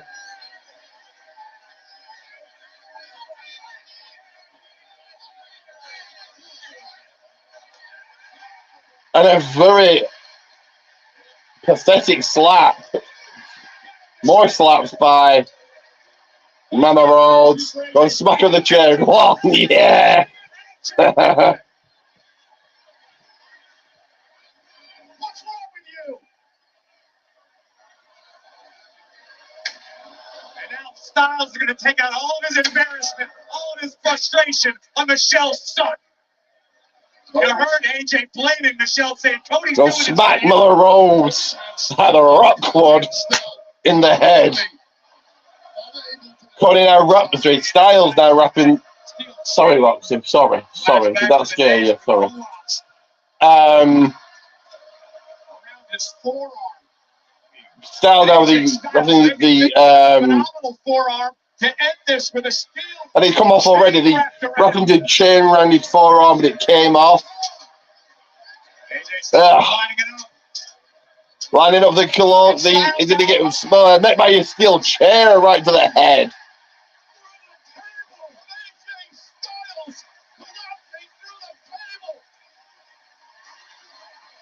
And the one thing I'm not sure if you guys noticed, but Cody Rhodes has been able to move the handcuffs from behind his back to the front of his body. A very important point here. And it could have potentially been avoided had Styles not spent so much time berating Cody's mother. Cody was able to get his hands. Oh yeah. I'll have to watch that back and say, oh yeah. So fake handcuffs. And Cody now looking to. Oh yeah. I didn't see that. It's like a magic trick. Undisputed WWE champion.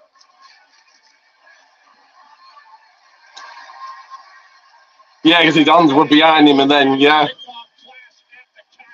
Styles back into the ring. I'll have to watch it back later. But now he's using the handcuffs. Rose just tattooed Styles with the chain. Getting the handcuff, removing the handcuffs, these fake handcuffs. The fake ones that just went through his body. Styles now, misstep.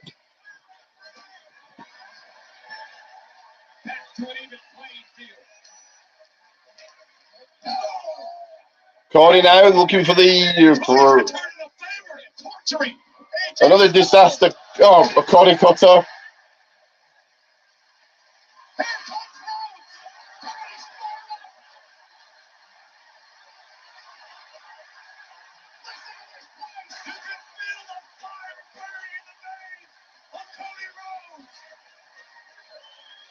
Cody now that why would Styles quit to a crossroads? But anyway, hit the crossroads.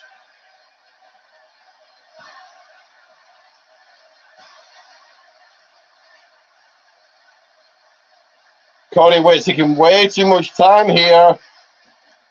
Hits another one.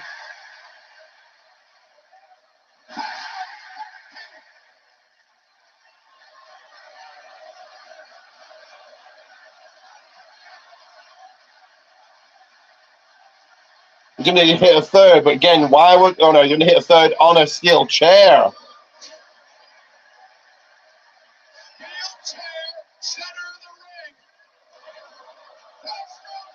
Crossroads onto a steel chair.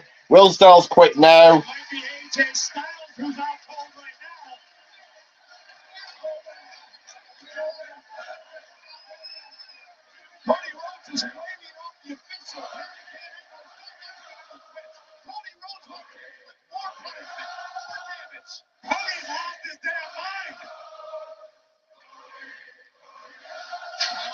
Sight of what is most important here. This is winning the damn match, Cody. Sight of what AJ Styles is trying to do to Cody Rhodes' mom as well. AJ Styles still stirs after that volley of abuse. These magic handcuffs now being put on Styles. Let's see if Styles can get his hands in front of him. Okay, now being handcuffed to the ring ropes.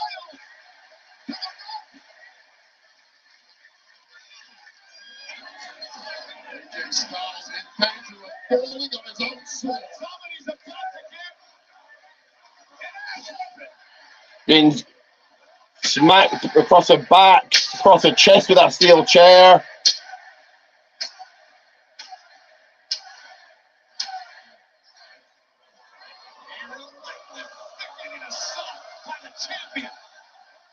Oh, and one across his legs.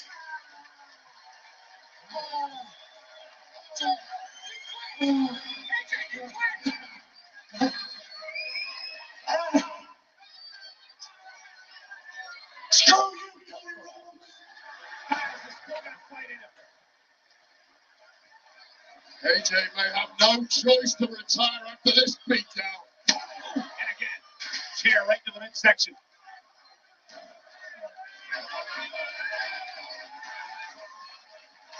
And now Rhodes steel steps in hand. Now Cody has a steel steps in hand. Handcuffed to the second rope. That key is nowhere in sight. Oh, thought he was going to bounce the steps off Styles' head, but no. The man just threw steel steps into the ring, and you're watching this? Start. Thank goodness Styles turned on the first shot because that almost made him hit him in the head, yeah. Okay, Styles has quit, therefore still WWE Undisputed Champion Cody Rhodes, no shocker there. That is 40 minutes of my life I'm never getting back. Self-preservation for the challenger tonight.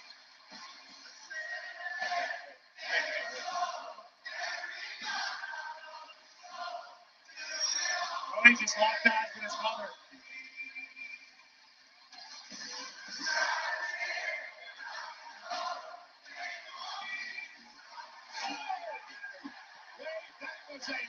Styles smacked Cody through the steps at Styles anyway. I will match whatever level you want to take this to, and I will beat you. Cody Rhodes, guys, is just screaming down at me based on a question that I asked him at the kickoff show yesterday. Can you get down and dirty when you need to? Cody Rhodes proved tonight that he could.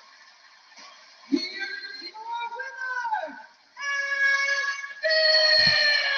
the WWE Champion, the American Nightmare, Cody Rhodes!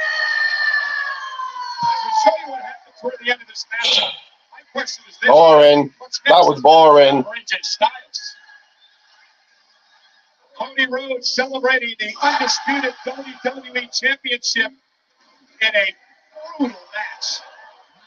As expected, it was brutal. It did deliver on all the promises. As we see how Cody was able to free himself before delivering a chair shot between the eyes of AJ Styles, which turned the tides of this matchup, Wade.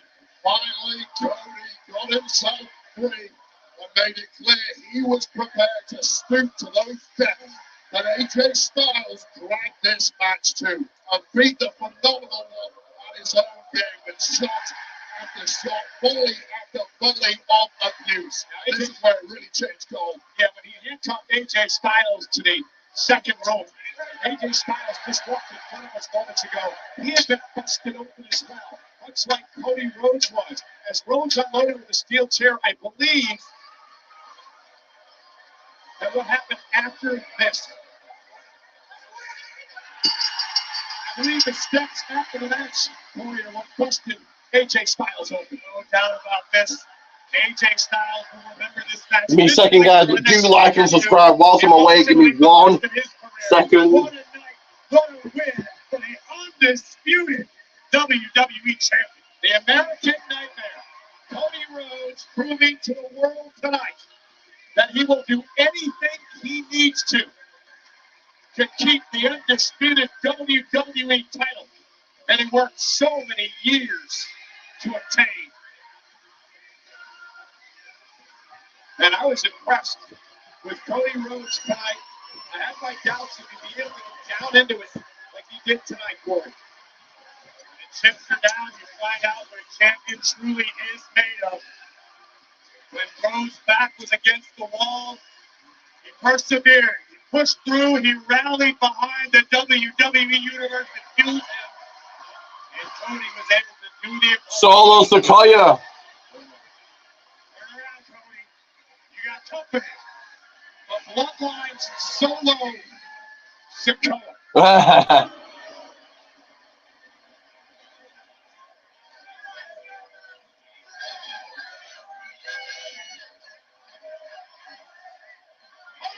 Oh, go on, yeah, the bloodline beating him down. Who has just put himself through hell. Well, what did Solo Sequoia say on SmackDown? That he was going to take Oh, here comes Orton.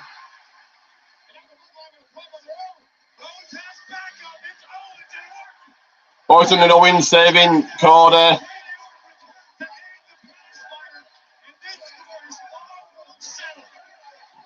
don't know how the hell Cody is still up and swinging. for survival. They're trying to survive. And for once, the Bloodline doesn't have a numbers advantage. This is turned into a six-man brawl.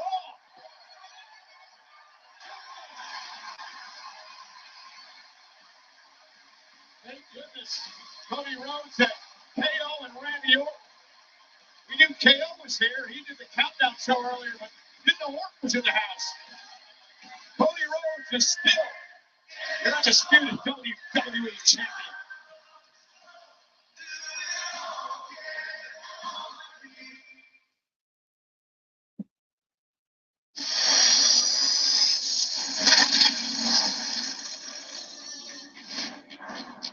Give me a second, I'll be back here momentarily.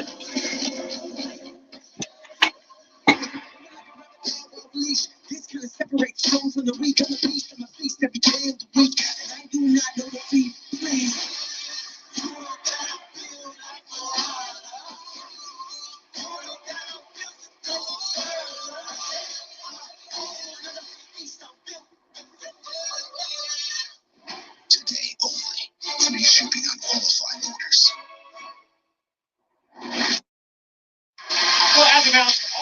long. 15 superstars and legends are heading to Fanatics Fest NYC this August at the Javits Center. Meet Cody Rhodes, Liv Morgan, Jey Uso, Rhea Ripley, WWE legend Hulk Hogan, WWE Hall of Famer The Wise Man Paul Heyman, and more on Saturday, August 17th and Sunday, August 18th. Get your tickets to the ultimate event for all sports fans and collectors at fanaticsfest.com. Well, Clash at the Castle is powered by Prime Hydration. Hydrate with Prime X. Gather codes, complete your treasure map on drinkprime.com, and you might just claim $1 billion. Drink Prime.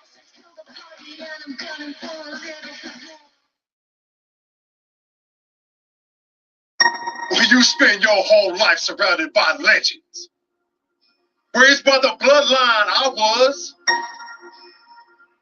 you dream to follow in their footsteps. Jimmy and Jay, the Usos, Rikishi's son.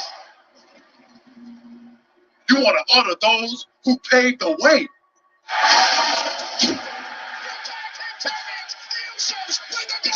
And do your heritage proud. The longest reigning tag team champions, WWE. Walking alongside the head of the table was a privilege. Jey Uso, the right-hand man. But fate dictates when you control your own destiny. You're done with all the disrespect. Sick of being pushed around.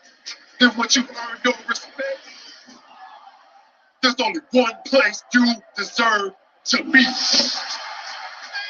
Jey Uso. As the WWE fans on their feet.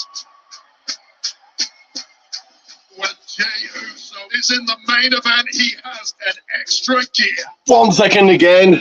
Jey Uso said he is starving and he's ready to eat.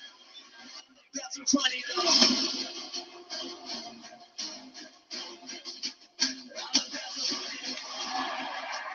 It feels good to be out the bloodline and be on my own. I did some things in the past, might have created some enemies back there, but you know where to find me, because it's just me, Oos. He has a lot to prove to the world and he's fighting for his legacy.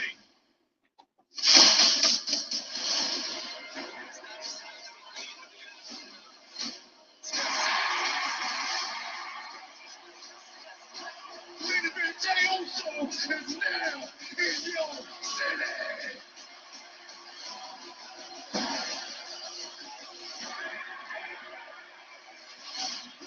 Stand strong with the truth.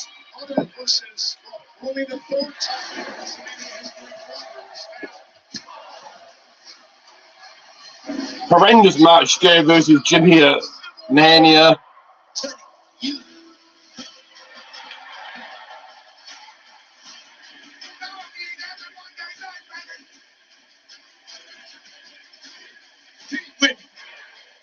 So how about you catch his beat down? Excuse me, I mean beat down. So promo, I suppose a promo from Jey, pre-tape promo from Jey Uso. You can count me in on the Heat train because I have been a believer in main event Jey Uso since he became main event Jey Uso. My whole life, I've been fighting for other people. From here on out, I'm just fighting for me. Always. Before the bloodline, before the dance, before the face paint. It was just me, folks. I proved to the whole world. I proved to my family. I proved to myself why they call me main event Jey Uso.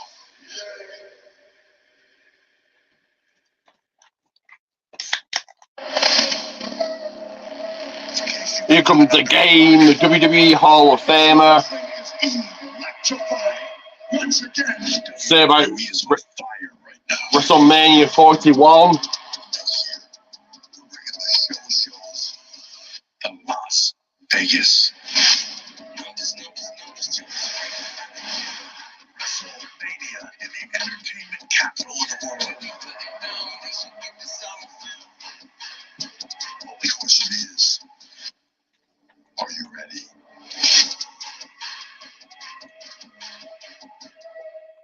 So what match will go on second here? 4 more championship matches to go. The very best WrestleMania 41 has to offer with an official WWE priority pass from On Location. Place your deposit today to secure premium seating, free chill hospitality, interactions with your favorite WWE superstars, and so much more. Head to onlocationexp.com/WWE for details. Well, up next, a triple threat match for the women's tag team titles. The first team to gain pinfall or submission. Where we are, a question asked and answered by Michael Cole. The tag team from here in Scotland. In triple threat, 3-way action. Not 1, not 2, but 3 tag teams. First tag team is Jade Coughlin and Bianca Belair. Second tag team, Shayna Baszler and Zoe Stark. Third tag team, Scotland's own Alba Fire and Isla Dawn, the WWE Women's Tag Team Championship. Who have you guys got? Let me know. The championships. We're coming to take over WWE and our hometown, and the full of Scotland will be chanting and for us.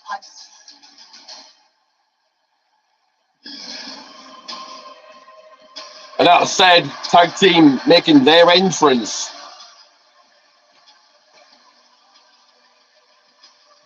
I would have thought the pop would have been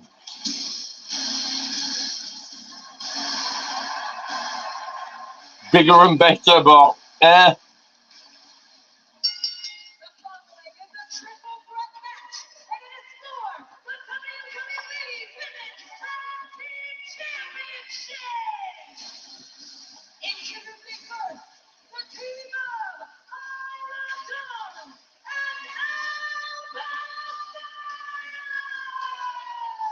First of a number of homecomings here tonight in Scotland for Alba Fire. She was brought up in Paisley, just minutes from Glasgow.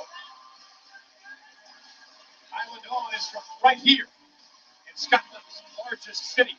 And tonight they look to bring tag team gold home. In my opinion, the key for these two women tonight is to turn off the noise. You have to drown out the crowd and not pay attention, even though they're on your side. You can't get too excited. You can't let your heart start beating too fast, because Wade, you know, when you're excited before a match, it can burn you out. It can take the win. No doubt about it. Exhausted by the time the bell rings for what? Isla Dawn and Alba Fire need to remember is that they tag team number 2, the tag team of Shayna Baszler, who took a loss at Battleground, and her tag team partner Zoe Stark here. Zero reaction. This duo on a fatal 4-way tag team matchup to earn a tag title opportunity. When that happened a couple of weeks ago, Fire and Dawn ruined it, forcing their way into this triple threat match here tonight.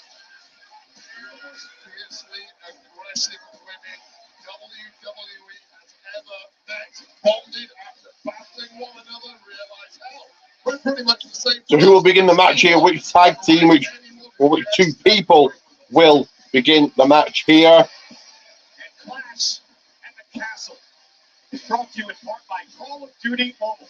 Download Call of Duty Mobile for free and get limited time rewards.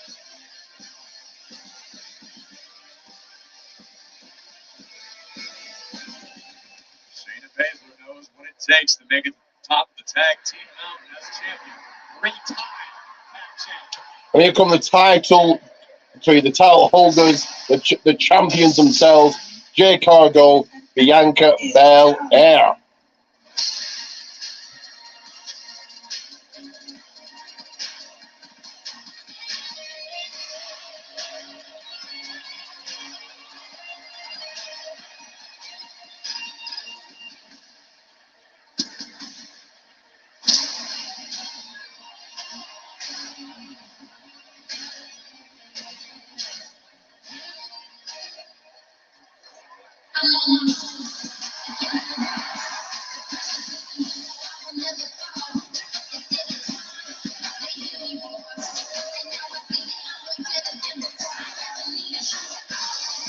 Even the champions getting very little to no reaction.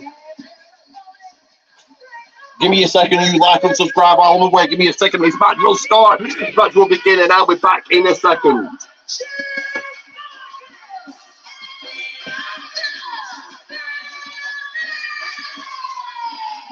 They won the tag titles back in Backlash in France from the Kabuki Warriors, but the rules of this triple threat match are a little different.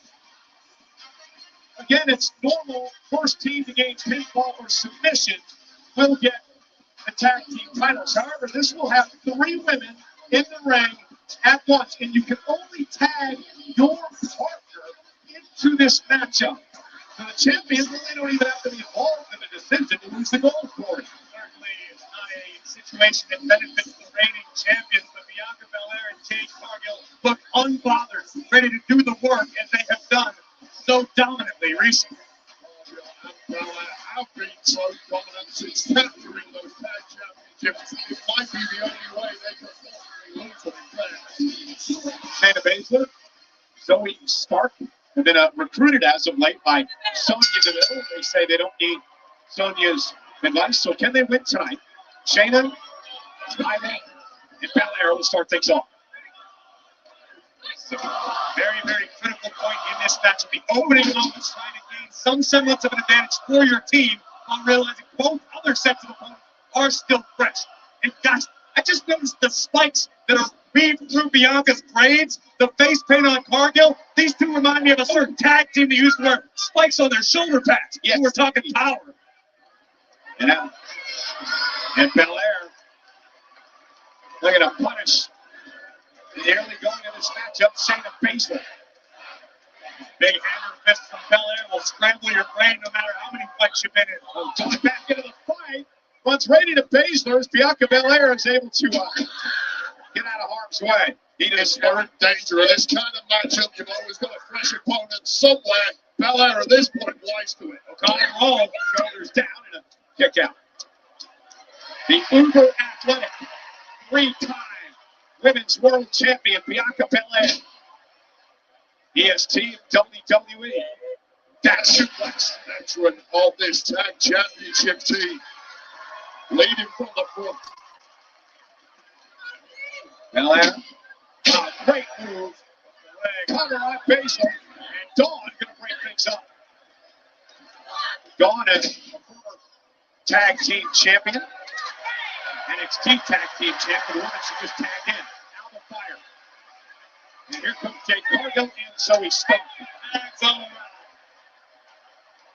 Fire debuted in 2009 here in Scotland, a 3-time ICW Women's Champion. She worked her way up the ranks. NXT UK and then NXT, and now running up Raw. Alba Fire was the #1 woman in Europe for years and years before she was picked up by WWE. This woman is more than capable. Dueling top wrist locks by Zoe Stark and Alba Fire. Jane's never experienced anything quite like this before. And wrestling Cargill to the mat. And look at the power of Jade Cargill. Oh, and again. This is outrageous core strength from Jade Cargill right now. Oh, and just powering out of it. And Cargill now with a double close on. Jade Cargill made her debut in the Royal Rumble this year. Finished 3rd in that matchup. Won a 6-woman match at WrestleMania in her debut on that stage. And right now, Cargill's like a runaway train. Sorry about that, guys. Sorry about that. Down goes Stark. So Jade in control of both Alba and Stark. And now look at the power. Superhuman. Pressing fire onto her shoulders. Thank God they're doing one with each team. Yeah, this is, yeah, better, yeah. 4's a lot better, I think. Well, seems to do so far. I'm only watching a couple of minutes of it, but yeah. Jade showing her power here, showing her strength. Something a little more than human, no doubt about that. As we look again at this outrageous power. Samoan drop, fall away, slam combo, making it look easy. Think about how athletic the team of Bianca in now, targeting, slam down to the mat, targeting Alba Fire, Isla ring, scoop slam. Nearly put through the center of the Tag champs are just making this look too easy. It wasn't supposed to. Double team move. They say we're the best tag team partners are the partners you can use as weapons. Now, Zoe inside the ring now. Gonna suffer the wrath of Cargill and Belair. Tag team champions double team move. Suplex. Double suplex. Double vertical suplexes. You got two half to admit, it is mind-blowing how quickly Belair and Cargill have developed high-level tag team chemistry. It's absolutely remarkable. Now it's time for the other two teams to try to regroup here and figure out what do you do to take out the dominant champ.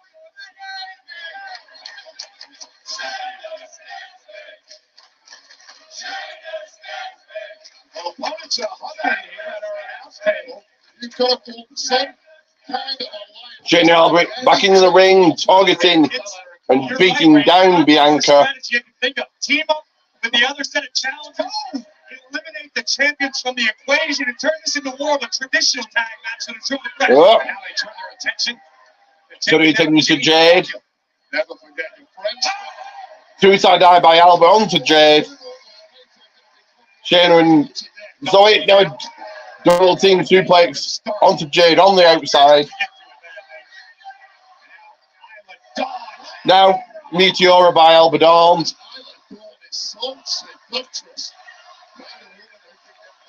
Us three innocents in a lot of trouble. It's also the same kind of woman, if you don't call it back, your pet disappears. Back in the ring. Now targeting the other half of the tag team champions. Bianca Isla back in. Who's winning this one here, guys? Let me know. Zoe started taking over. Zoe with the tag. It's not good for anybody. Let's just suffice to say. Unholy union. Zoe Stark. So much for the alliance. Served its purpose. Yeah, Tag Cargill. champs nowhere to be seen. And Shayna Baszler was the one just a few feet in front of us, called this audible in the middle of the match and decided we had to change our strategy. It's working. Jayden now Todd in control of Isla. Tagging in Zoe. Everything out in the dojo. Oh. Great athleticism by Stark. You know, take all of these men in the dojo. You can't let nothing. Zoe Stark with a clothesline to Belair. They've done such a great job of taking the tag champs out of the equation, really turning this to a traditional tag match. I'm going to question Zoe's thought process. They're taking a moment to bask in the glory rather than to execute a cover and potentially become champion. Opportunity to win a match in a triple threat tag like this, you have to take it. They end up with that.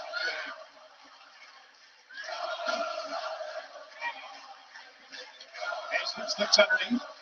Zoe Stark, sniper-like missile drop kick by Stark. Gunridge face first goes, cover by Stark for the tag team titles, and a kick out of two. By Dawn.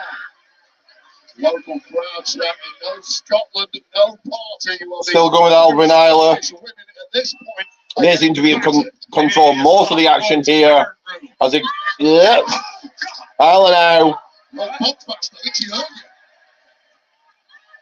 Tagging in Alba. Alba's going to change the decision of this one, maybe. Yeah, double team move now, DDT.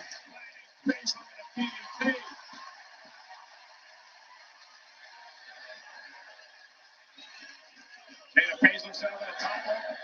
Alba Fire, who once held the NXT United Kingdom Women's Championship for 649 days, has the Homeland crowd on their feet.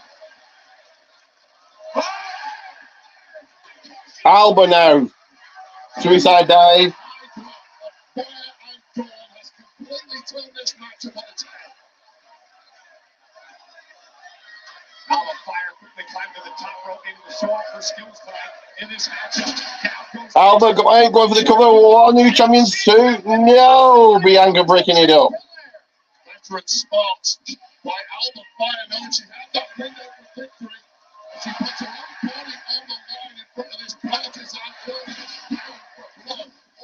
Almost one of those women's understands what the stakes are tonight. Crowd right behind this one. The WWE Tag Team Championship. Alba in control. Tagging in Isla. Tag made. Here comes Dawn. Baszler just being is treated like she really has been in her entire career. There's the double more than as we see before our eyes. This past Monday, Baszler and Stark knocked off Dawn and Fire in a tag team matchup. When asked about it afterward, they said, we didn't give our all. Why would we give our all in stupid Ohio? We could give our all in Scotland. Never show your full hand. Keep your opponents guessing. Now Baszler back to her feet. We're peak at the right time in this game, and this is the right time for all of these women. That was your excuse. I never picked this time. Oh, and a big suplex by Isla Dawn and Isla Dawn. inadvertently superplexed her own partner. And Dawn's hurt, I believe she hurt her elbow and she landed hard, and now Belair. Not a lot of real estate to work with on the top turnbuckle. Both women jockeying for position. And Zoe Stark on the top rope. And then the superplex down by Zoe. Nasty landing for Bianca. So by Bianca, can I say? Back Bianca Belair every single time. But you're right, there's only one woman on her feet now, as gingerly as it may be. Jade Cargill trying to insert herself back into the equation and totally change the complexion of this whole Cargill. That's why they call it high risk. Usually All over those right inside the open high road. Jade now. She recovered beautifully. And that might actually go worse for all of Jade's opponents because she is extra fired up right now. Fire caught on Cargill. Look at the power again. Kick the face of the down. Goes fire. Oh, knee by Shayna. Flexibility. And this one, Kirifuda clutch. Kirby the clutch. I don't know what Jade's. Wait a minute. Jade just tapped. Wait a minute. You tapped. Jessica Carr was blinded by Baszler. It looked like Cargill may attack. academic. It looks like she's going out anyway. Now trying to fight back into this. Baszler with a careful touch. That's one of many championships. I'm sure Jay just tapped there, therefore, and your new champion Shayna and Zoe, but obviously the referee didn't see it. This kind of hold, but I promise you, it's never been applied by an expert like Shayna Baszler. I have never seen anyone make Jade fade quite like this. But keep your eyes on the. I do like that Shayna and Zoe with a good showing here as Bianca to the top.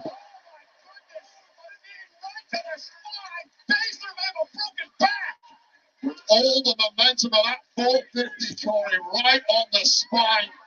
That was Zoe now. intercepted out of the sky. And now Bianca looking to put on a show. no, double team move there. Time with the right hand. Double There's a team botch coming out. there. Tag team champions. Here we go. Go to that, ladies. DDT into the And whatever that is. That's it. It's covered. That's it. No, come on. Go on. Suplex. Go on, Pinner. Oh, wow.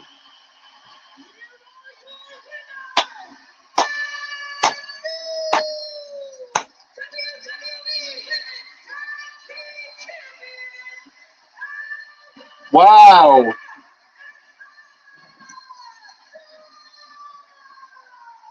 Justin got it right. I got it wrong. Even though I said I would like to have seen this, your brand new WWE Women's Tag Team Champions, Isla Dawn and Alba Fire.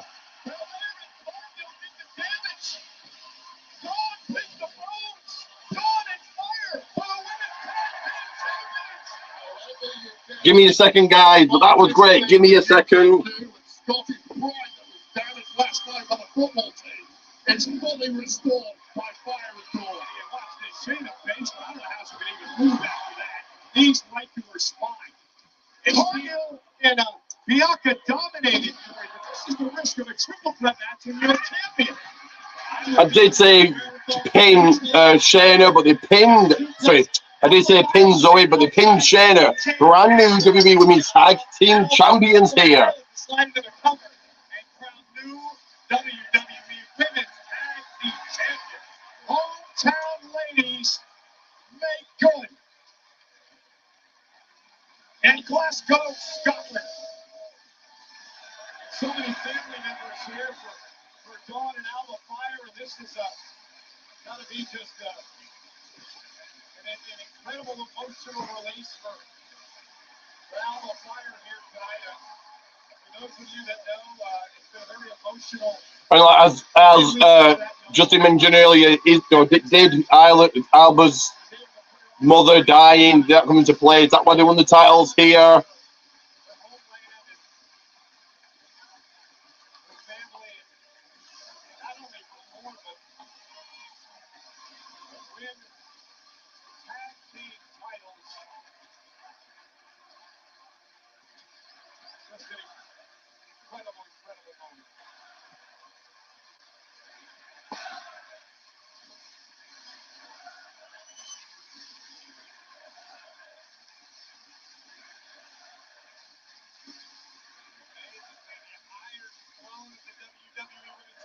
Team titles was overtaken by the Scots tonight.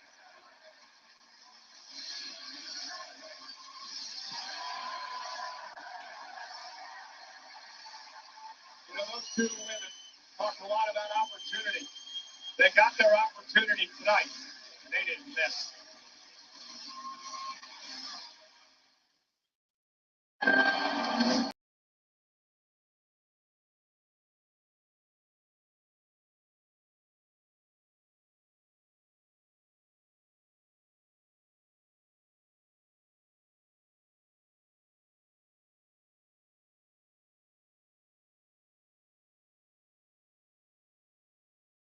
Sorry about that. Well, trying to get rid of the. Do that now. It's trying to do that. I pressed the wrong button there. Don't know the fact that the match did fall apart. It did, yeah. But happy for Ireland Alba getting this moment, yeah.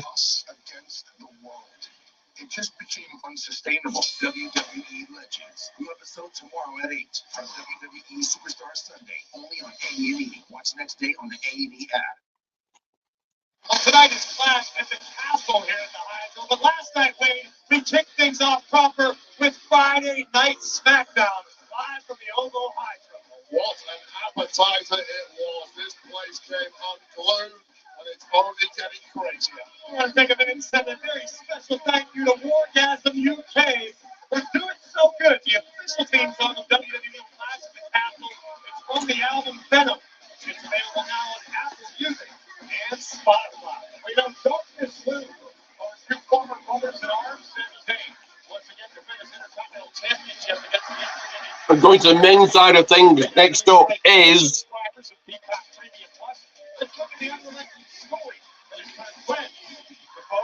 the Intercontinental Championship Gold one-on-one action. Sami Zayn, Chad Gable, one man can walk out champion. Who have you guys got? Saudi Arabia. Sami Zayn defends in a triple threat match against Bronson Reed. And Chad Gable with the plan. Remember what I told you. And also the bigger question here is, what will Otis do? Will he have be effective in the decision of the match? Whichever way it goes, who have you guys got? Who walks out in a Intercontinental Championship at Clash of the Castle 2024? If you guys like and subscribe.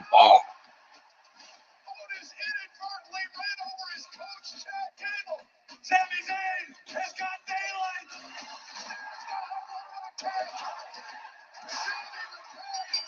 Tonight belongs to Sami Zayn. It's going to be a long ride back to the States. I've had enough. You lack discipline, Otis. I'm going to show you discipline. I don't want to do this. You made me do this. Oh, my goodness. Now grab the rope. This is what happens when you bring shame to the Alpha Academy. This is going to hurt me a lot more than it hurts you. I suggest you turn around right now. What are you going to do, Chad? You have manipulated your way into opportunity after opportunity, and yet every single time you did... Well, who walks out in a college champion? Chad Gable, Sami Zayn. Who have you guys got? Let me know. Get your comments in. Any questions you've got, get those in also. And also, do not forget, next Wednesday, that's every Wednesday, live at 8 p.m. the Raining Rock Podcast. Get there, set your watches, set your clocks, live 8 p.m. the Raining Rock Podcast.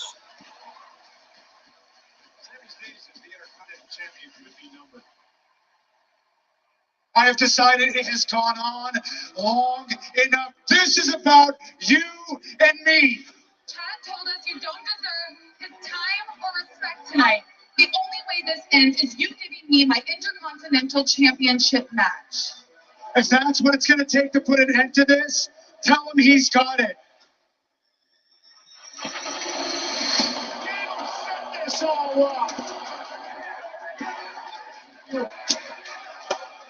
Once again, don't forget, in just a couple of weeks, Jim Bailey, BCW ring announcer. I can't figure out why you keep Commentation, Bolton radio host, Jim Bailey. Mr. Jim Bailey stops by for an interview.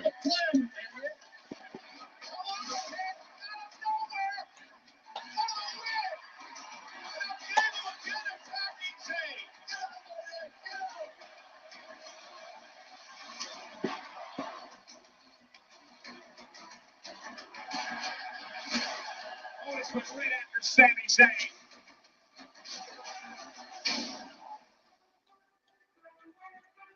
Yeah, I agree with that. I think Zayn and Gable will put on a good match. So far, been very, house show card feel.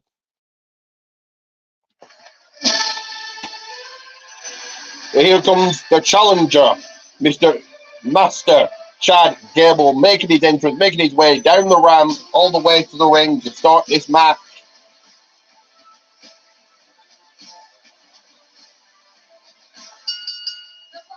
Being flanked by the like and subscribe squad, the Alpha Academy.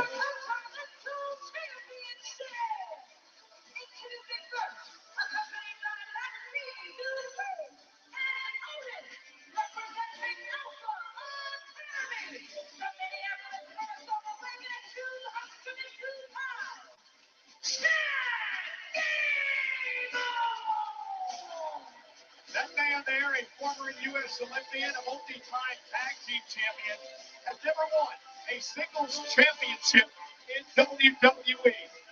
Corey, Chad Gable's a competitor, and that eats at him. Chad Gable is more than a competitor. Chad Gable is an animal. Chad Gable has what it takes to make it to the United States Olympic team. We're talking about one of the toughest, most incredible athletes in WWE. Had it not been for Gable constantly dragging around dead weight, Chad Gable would have probably been champion 2 or 3 times over by now.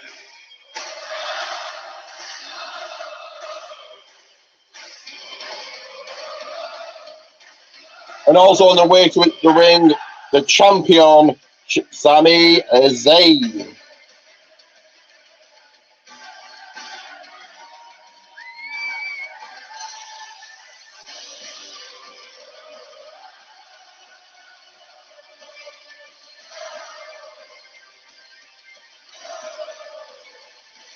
Who walks out champion? Who's walking out? Intercolor champion at Clash of the Castle 2024 live in Scotland. As you have the live and loud thing. That's a nice little touch. Again, not as loud, not as raucous as Leon France just a number of weeks ago.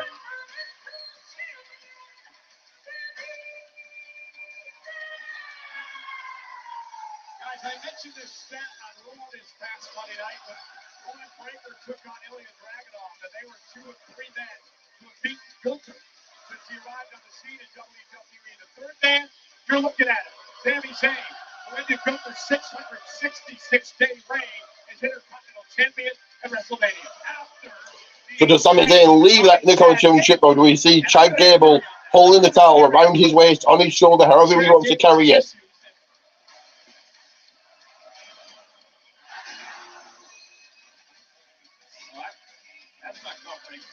And another QR code. You guys get it, scanning it. What was it? Let me know.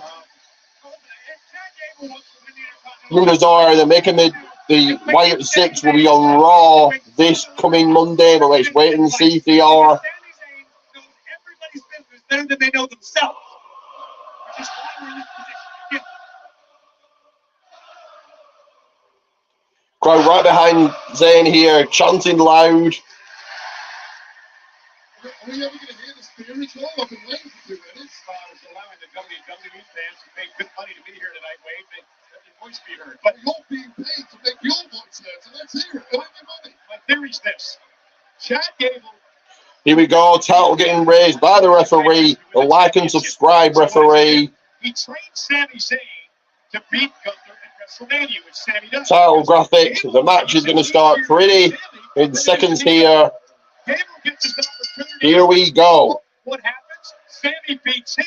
Gable goes completely off the deep end because his plan backfires. The moonlighting filmed in the Hollywood basement too. What about Tabaquini? You want to get into all that stuff? No, we are going off the rails here. Robin tying it up. We know what Gable's capable of. And we know that Sami Zayn has been sticking his nose in Gable's business, disrupting life within the Alpha Academy, because Sami can't stand to see any type of anything he perceives as injustice, which is everything. Listen, Cole, even he just like you as much. Gable being backed into the corner.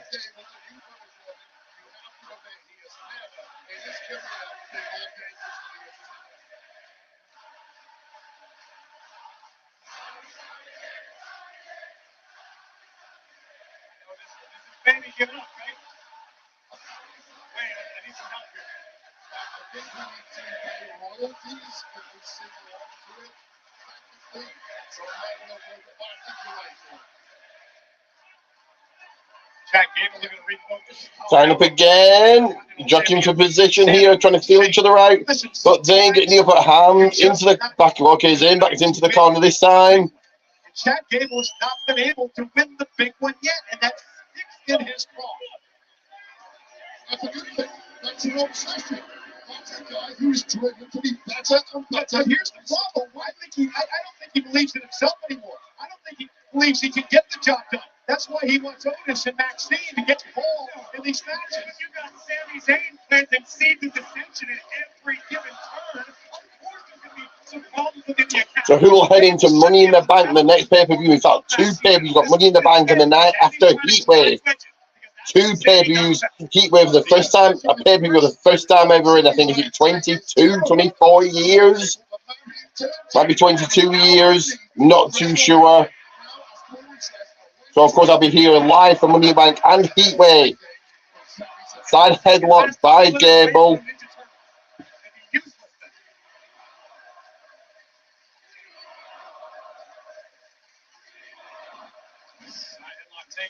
The QR code apparently said 2 days, so because that means you're going to be Wyatt 6 are going to be on Raw. So if that is true, what are they going to do? Who do they go after? They did it. They go after Jey Uso, who's now using the Fireflies of the Wyatt family of Bray Wyatt. They like the good life, the fun life. They like coming out, doing the whole shoot thing. Everyone's saying, yeah. Another side headlock by Chad. Chad Gable is so much better than the poor Chester. It's time people like you and this audience around the world start accepting it. That's why you're my partner. Off the ropes. Chad Gable is flowers. What was Maxine Dupree doing before Chad Gable the Alpha Academy? She looks great, but we didn't know what she was capable of. Otis thought he was a damn dump truck. Gable looking for the ankle lock. Sami Zayn wisely makes it to the ropes. Gonna have to force the break. Edge Alders draft Chad Gable to SmackDown. That's what I want to know, Corey. You know, Pierce is a better general manager. Oh, here you go. Oh, turn up the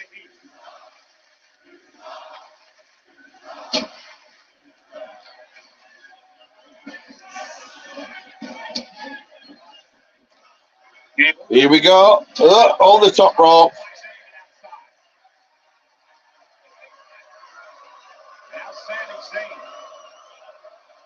Ask Chad where he wants him and Zayn. He's going to find, but different about it is Gable moved that Horn's way. So apparently, I didn't catch this. I'll have to go back and watch, but So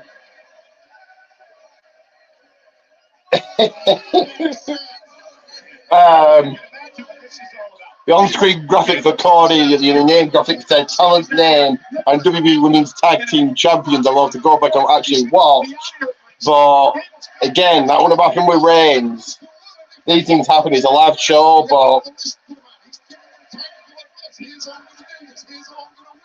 I was doing more gaslighting. Oh, you were saying that.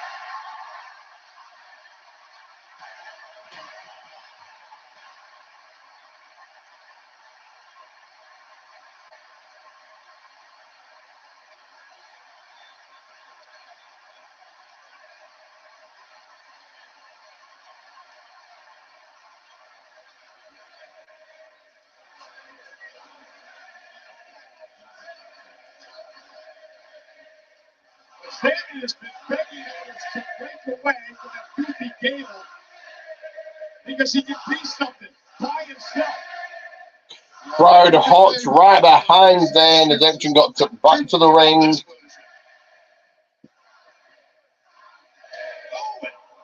Gable slapping the champion.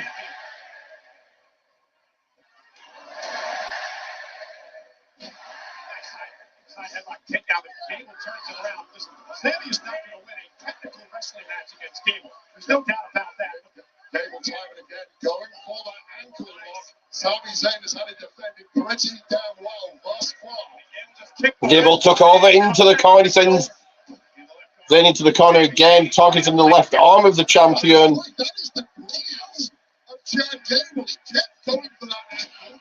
He knew that Sami Zayn would have that well scouted, leaving his shoulder, his arm wide open. Now the bullseye has moved. Nobody is saying that Gable isn't brilliant. But then he turns around and he barks.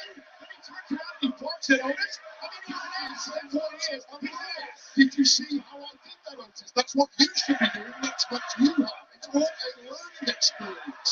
It's a teachable moment as Chase you in NXT mindset. It's not what he said to him, Wayne. You're liberating him now. I heard him. He's too No, good. the crowd was yelling. You did not hear what that man said. The arm, the like and subscribe. I'll say it again. Like and subscribe arm of Sami Zayn getting targeted by the challenger here. Good. Northern Lights suplex into the cover. 1, 2. Again,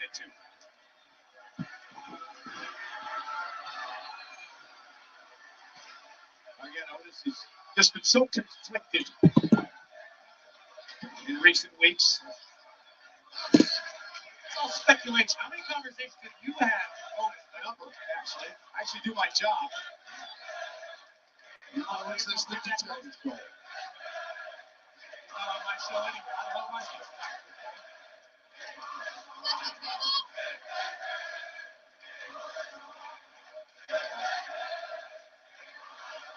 You want to translate that for us, man?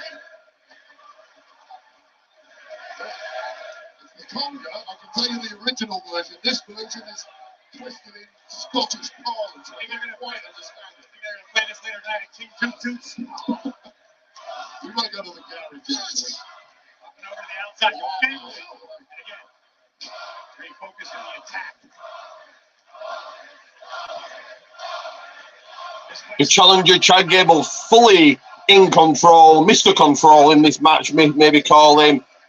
He tells Otis to focus on liking, focus on subscribing. That's all you need to do. Head to the People's Wrestling channel, like and subscribe, get it shared. That's what he's saying. He's whispering in his ear. 14,000 people cheering for him, begging him to do the right thing. Gable running the hands down on the IC champs here. Sami Zayn now collapsing in the corner near helpless. Gable's putting on a clinic as we speak. I think he's telling Otis to, hey, stay focused because when I need you, you got to be ready. This has nothing to do with training Otis. It has to do with making sure Otis is in place when Gable needs him. Driving me back into it. Sami Zayn throws a ton of strikes. Absolutely, potentially going to handcuff the offense is certainly taken along now. Finally has the upper hand. Unfortunately, you know as well as I do what Sami Zayn is made up in the ring. I doubt there's anyone on the roster with as much heart. Zayn injured and all. Credit where it's due. The right hand down on Gable's buns. Chad Gable knows all about this, scoring the man who has a weakness.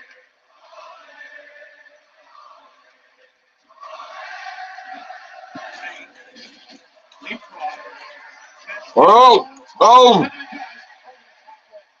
Sending him out the ring. Botched there. Gable barely going over the top rope. Chad Gable over the top rope. Zayn will be damned if he loses the championship to Chad Gable, the man who attacked Sami in front of his family and knocks me off. Oh, good move.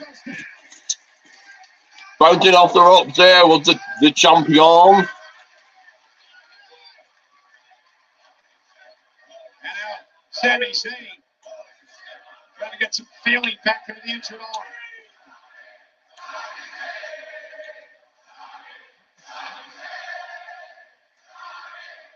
Gable sent back into the ring. The Intercontinental Champion, Sami Zayn. Back in the ring. Chad Gable on the ropes here, stumbling around. Oh! So Zayn off the top, met by him. Drop kick to the gut. Another example of the classic tactics of Chad Gable, stumbling around the flying possum, baiting the champion into a mistake, and now back on the offense. Is the mentality monster that is Chad Gable. Or to your point, is the resilience and guts of Sami Zayn. Sami doesn't know the definition of the word quit. Sami Zayn quite literally wakes up every morning looking for new WWE fans to impress. It's what drives Sami Zayn. He wants to be the greatest in the world. Oh, look at that! Mitchell went to the cover. No, Gable kicking out. There are few superstars in the game who have such a synergistic relationship with the WWE Universe as Sami Zayn. As we look again at why you can never count Sami Zayn out. A one-arm Michinoku driver that nearly ended Gable's championship home. It's that sudden offense of Sami Zayn. You can pull it out of nowhere at times. Sneaky athleticism. He's not the guy you expect to pull off the kind of moves he can. Now, Sami. Again, that left arm giving out. Looked like maybe he's going to go for the blue thunder bomb. And he had the left arm trying to get some feeling back into his champion. Gable able to count. Now back under the arm. Gable still targeting that upper appendage of the champion powerbomb.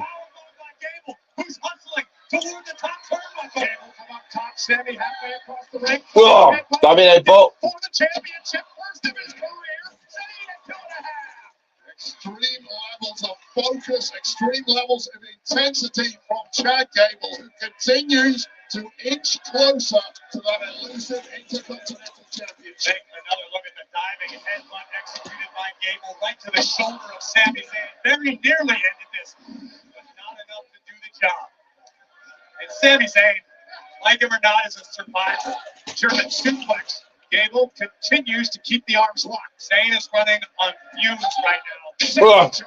German suplex is given to the champion from the challenger Gable. Gable looking for a third. Sami, a couple of well-placed elbows.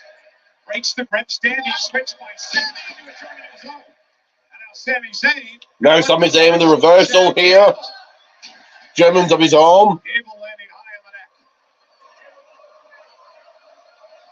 Sami looking for a third. Gable with a standing switch. Sami on his own. Around and around they go.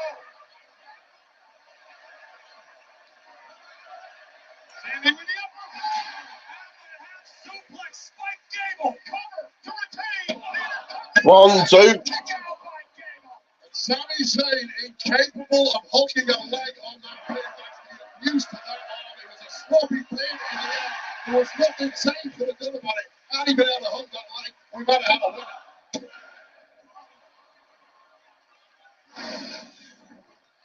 Intercontinental Championship on the line. Sami Zayn versus Chad Gable. Look at the landing one more time for Chad Gable. right on the crown of his skull. And you take a move like that, you desperately try and protect yourself, like it's on your back or your stomach, whatever way. The worst way to land directly on the top of your head.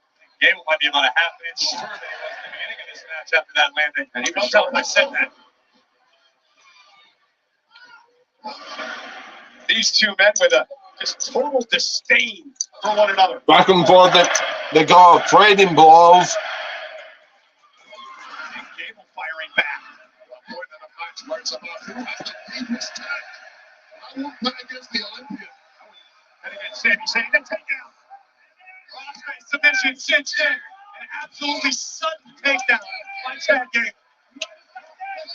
Sami center of the ring. Is he going to tap? If he taps out, Gable's the tap. Sami Zayn, what can he do here?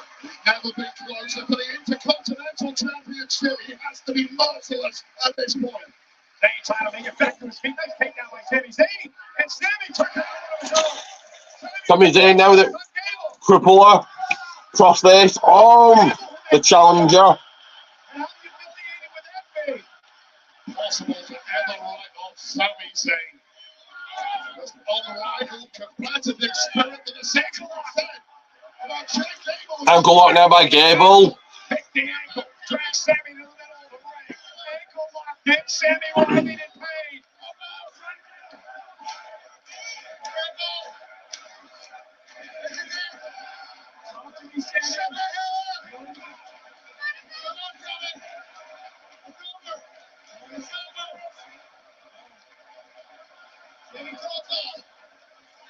Zayn trying to hang on. Gable trying to break his ankle. Zing with his ropes. Is he going to tap here? What's going to happen? Back to the center of the ring. Champ's in trouble. He may have to tap here. And that was it for Zayn. Surely. Roll up, one, two. Yeah, Gable getting the shoulders up. Desperation counter by Zayn. Now he's got a bum arm. Now he's got a bum leg. Yet panic and despair starting to etch itself on the face of the challenger. Chad Gable, where do you go from here? Yeah, Gable has to be wondering, what do I need to do to put Sami Zayn away? The blows. Gable just needs to stay the course. Maybe the last pinfall attempt didn't work, but Gable is still in complete control. He just Gable's still in control here.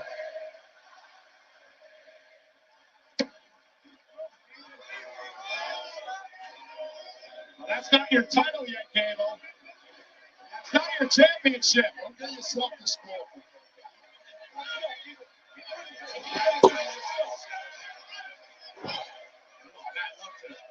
Hold a trophy you haven't won. It's tactical and strategic.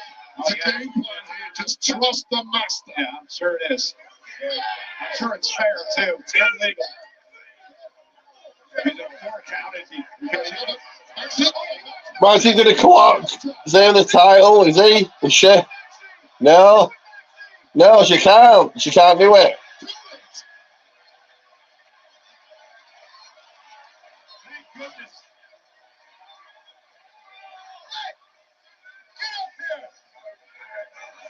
Get up here right now. We talked about this over and over. So the big match.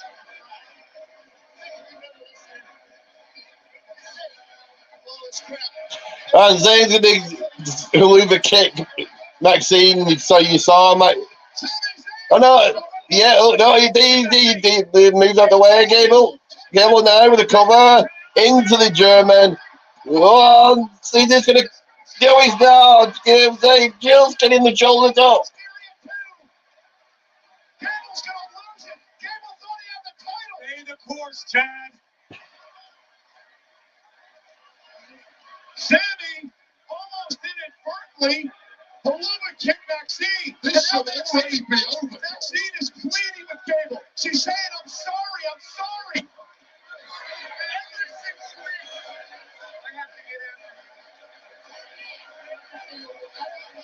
Gable now going after Maxine. Ortiz standing in the way.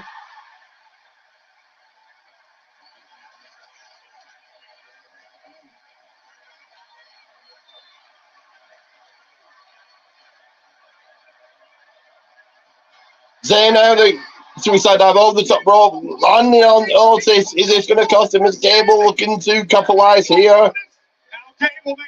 Gable now the moonsault onto both Zayn and Otis, knocking them down into the ring. Gable out to the top rope again, looking for another moonsault. Zayn misses. Exploded Dini. Exploding into the corner.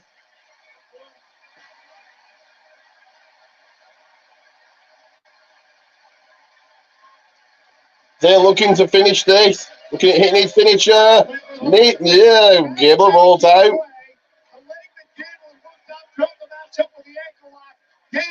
Those amazing powers of recovery of Chad Gable ducking out.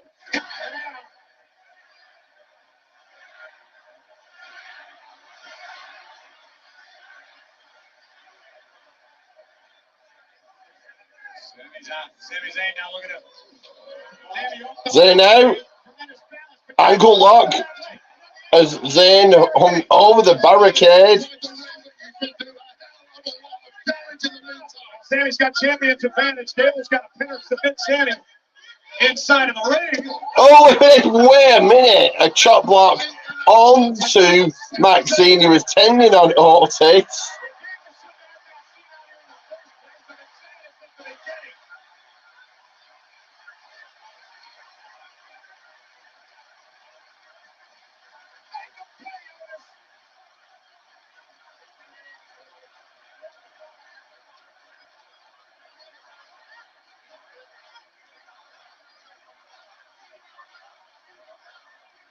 There's been nothing but a hindrance to Chad Gable in this match. And meanwhile, Gable is distracting the official, hoping that Otis does some more damage to Sami Zayn. Otis is going to kill him. That's what they're building to, definitely.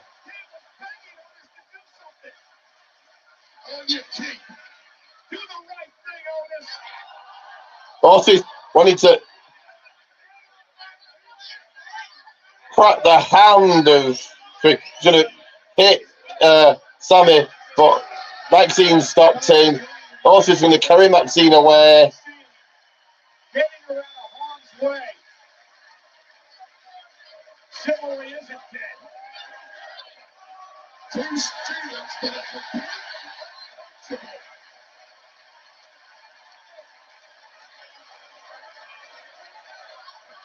Leave the kick, that's it. Pinfall, finisher, 2, 3. Sami Zayn, still your reigning, defending Intercontinental Champion, and 2-0 in my predictions. Give me 1 second, guys, and update my own results here. Otis got Maxine out of harm's way.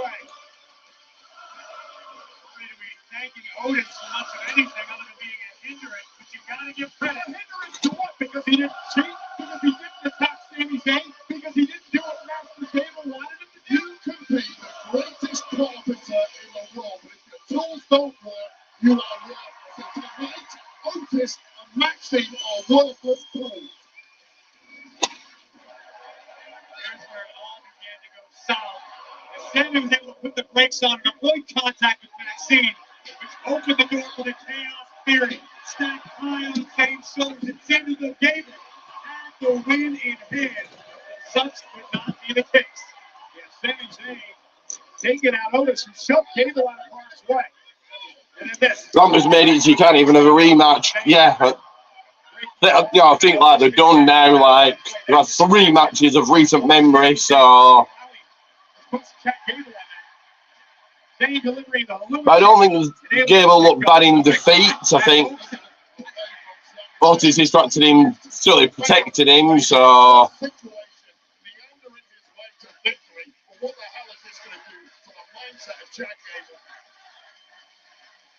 Chad Gable did not get the job done in the big one again. He tried everything. He tried to utilize the Alpha Academy. He tried to tap the champion out, but in the end, Sami Zayn survives. And he said, that's it. That's all the chances you get, Mr. Gable. This is done.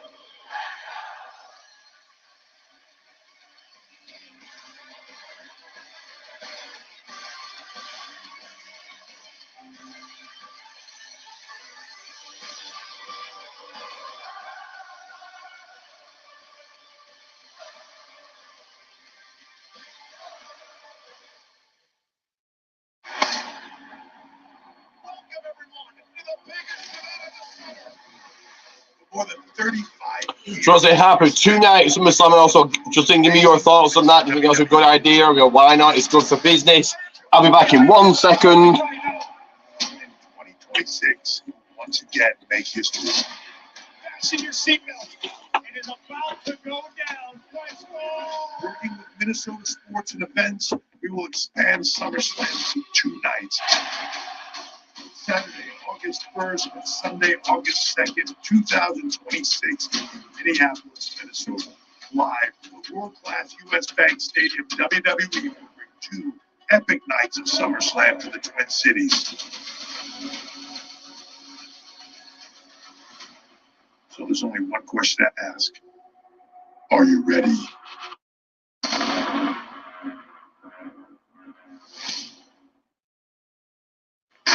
Tickets for WWE SummerSlam at Cleveland Brown Stadium in Cleveland, Ohio on Saturday, August 3rd are on sale now via Ticketmaster. Also on sale now, Friday Night SmackDown live at Rocket Mortgage Fieldhouse in Cleveland, Ohio on August 2nd, the night before SummerSlam. Tickets are available via SeatGeek. But for right now, let's send it backstage to Kathy Kelly. You know, Corey, I'm very excited for Cleveland, but right now I'm here with Scotland's own and new WWE Women's Tag Team Champions. Saw you guys getting emotional out there after that win. Seems like a career highlight here tonight in Glasgow. What does this moment mean for you? Honestly, it means so much, but we said we were showing up here tonight and winning those titles, and that's exactly what we did. Shayna and Zoe, Jade and Bianca, they had absolutely zero chance of beating us when we had all of Scotland behind us. And when she says all of Scotland, she means all of Scotland, and there was no way we were letting every one of them down. You know, Get a match, get an interview with Isla Dawn, Alba Fire. Give me a second thank here. you guys so much. Congratulations again. Heard the WWE Universe out there that they are behind you guys as well. I'm going to send it back out to Michael Cole. Thanks, Gabby. Nonetheless, the Scotland fans got to cheer for the new tag team champions. It could happen again in our next matchup because the WWE Women's Championship is on the line. Yeah, Bayley defending against this woman from Scotland, Piper Niven. to this moment forever. The moment that I can stand in front of family, friends, fans, believers, non-believers, and say, I did it. So, next up, match number 5, title match number 3. Match number 4, title match number 4 is the WWE Women's Championship. The woman from Scotland, Piper Niven, challenges the current champion Bayley. Which way will this go? Will it go the way of the champion, just like it did for Cody and Zayn? Will it go with the way of the challengers, like it did for Isla and Alba? In her motherland after this break. For subscribers of Peacock Premium Plus, let's get an inside look at the vicious trials that have brought Bayley to this matchup tonight. I feel like they only did 2 nights of SummerSlam because Minneapolis didn't get a Mania. This is going to be a thing going forward. I don't mind it. Yeah, it's great for business. Also, it means more money for WWE. So, yeah, why not? But at the same time, I would just keep Mania at 2 nights because a 2-night Mania makes it feel. If it's just Mania, it makes Mania feeling bigger. If you're doing 2 nights for all pay-per-view, is one more than every 2 nights? If I was you, it's going to be 2 nights. Is that the long-term plan?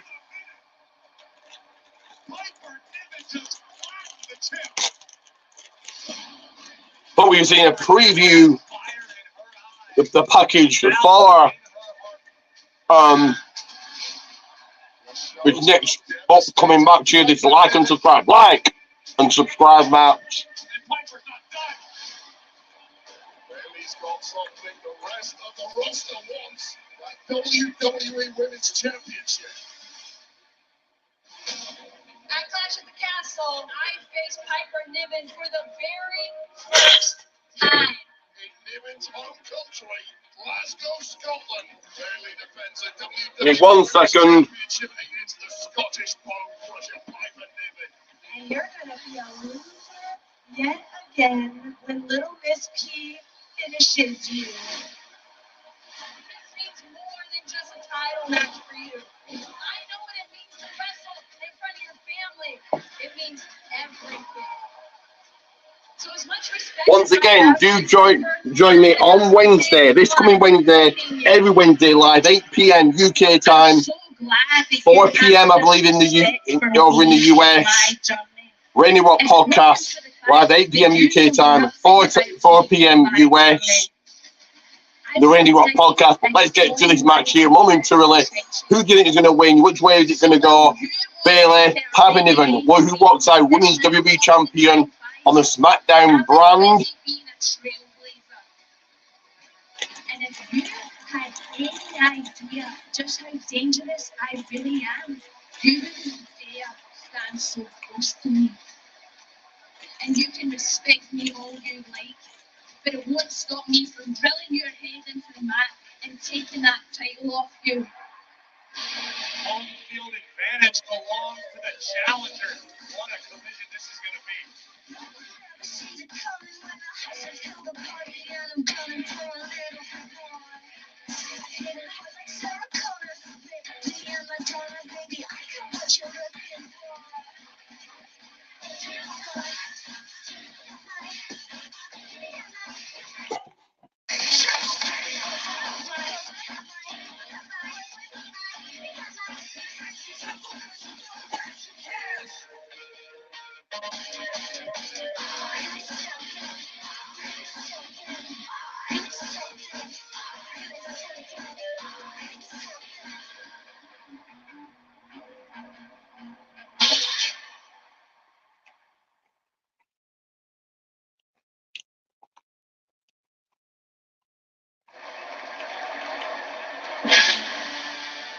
Here we go. Piper Niven out first here.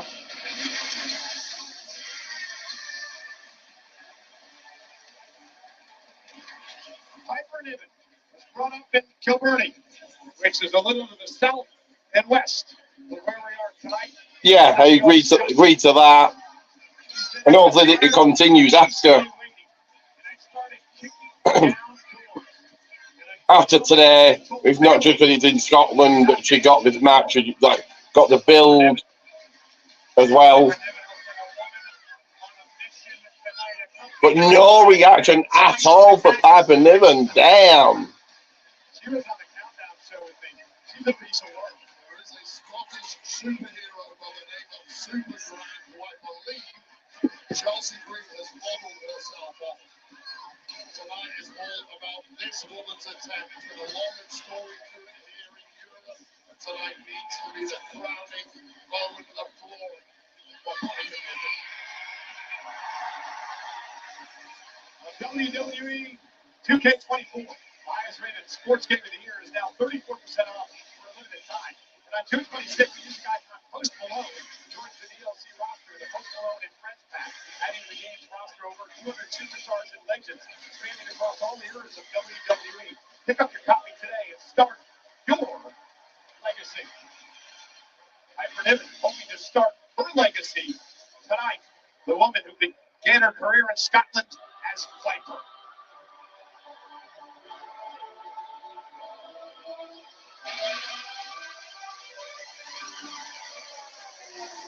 Jumping out here now. Here comes Bailey. Happy birthday. Even Bailey. Yes, it's her birthday today. even Bailey, with very little reaction here at all.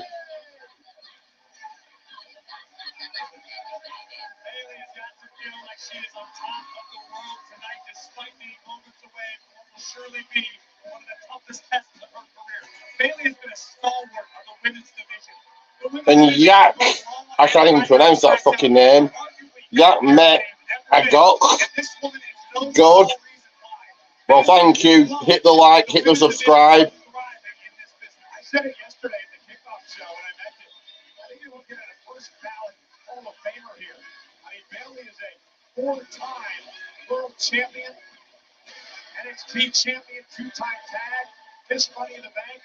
She set a record in the Royal Rumble. It's got to sound like they're booing Bailey. I can't hear him doing anything. Alright, this is a very dead crowd. Evan chose the hard path, but either way, the destination remains the same. What do you do with the opportunity? Usually, I'm comfortable with you saying anything nice about Bailey, though she still says nothing nice about you.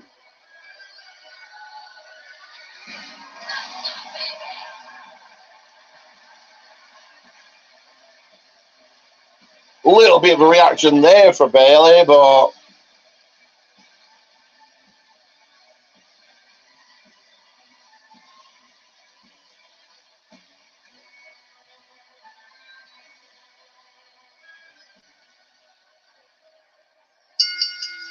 The following contest is scheduled for one fall, and it is for the WWE Women's Championship! come on to Earthen making her introductions here. Introducing the challenger, accompanied to the ring by Chelsea Green from Kilburn, Ayrshire, Scotland.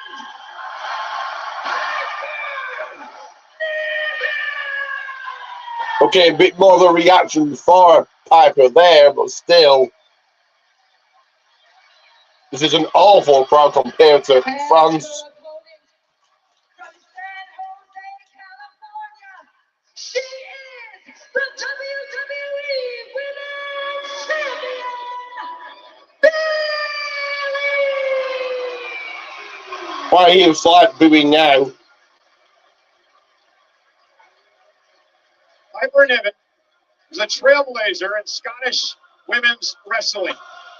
As a teenager, she kept the love of wrestling to herself because she didn't want to be thought of as a weirdo, because wrestling was for boys. But she would debut at the age of 16 years old. She'd be the inaugural two-time ICW Women's Champion before becoming a pioneer of NXT UK. And tonight, Here we go, match underway. first Let's go. WWE Women's Championship. Everything that Piper did to get to this point might as well be ancient history, because you know as well as I do, in this business, it's what have you done for me lately? And right now, Bayley is the woman to beat. Piper Niven is a veteran, but she has never come close to this kind of pressure, this kind of spotlight, this kind of environment where an entire nation Look, both of them going at it. Hockey fight going on here. Let's go. Build it. A side headlock to the under the air, knocked down right away. I tell you, that serenading of Bailey, I think that will throw Piper Niven off. She's the hometown girl here. They're changing the Bailey right now. I agree with Chelsea Green. Not unlike we said about Alba and Isla Wade, I think Piper needs to do her best to not pay attention to the WWE Universe. Scoops on by the challenger to the champion. Champion rolling outside the ring. Oh, and Chelsea with a cheap shot. Chelsea taking a cheap shot. It's sometimes overblown. Yeah, it can give you a little boost, but it's not some magic pill that means you're automatically going to win, especially not against someone like Ali. Oh, action to the Came out and step between Bailey and Chelsea Green. action to the outside as All the attrition is only going to be one thing that takes Piper Niven. Scotland are confused. Chelsea, Yeah, especially after this is why no one's over.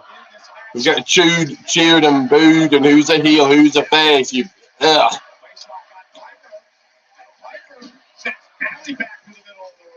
But then the bit, I think back in the ring, Piper going for a splash, but Bailey moved. But that song, Bailey Be My Girl, started here in the UK, started here in London. So, with the champion firmly, ooh, Chelsea trying to cut the champion off here. That's not good.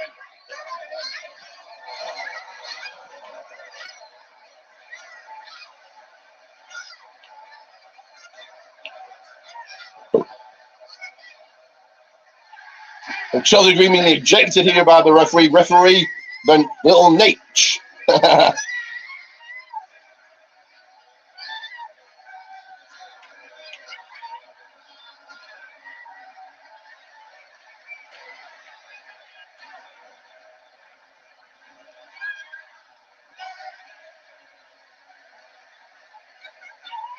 happen to a nicer person.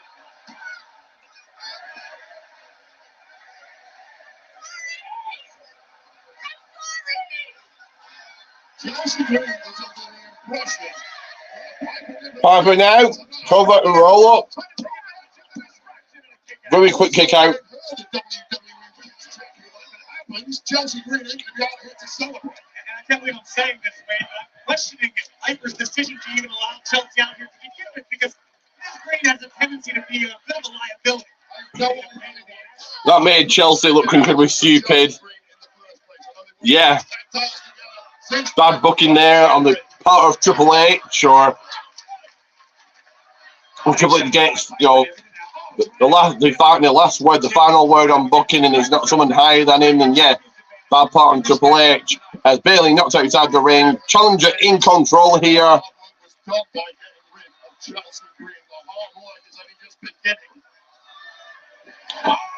Same done to Bailey from the ring apron.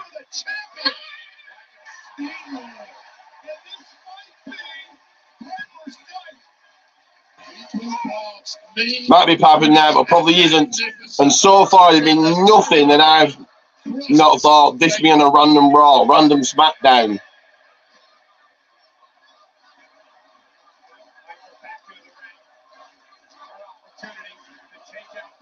Bailey, in the square circle now, Piper taking over. Slowing the action down before she's sent onto the back of the champion. Go for the cover, 1, 2.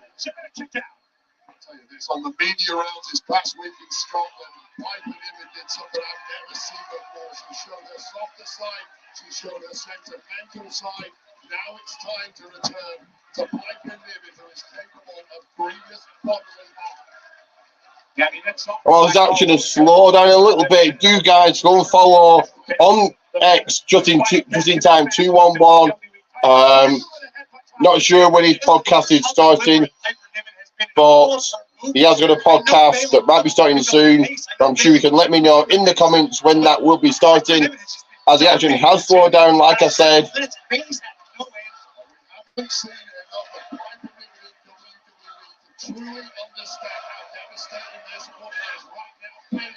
Piper in control, sending Bailey to the corner, splash into the corner, into that Prime logo. Oof. Irish whip, that was a damn good throw. Bailey just slumping into the corner. All the fight has left the body and soul of Bailey. Oh, sidestep by the champion.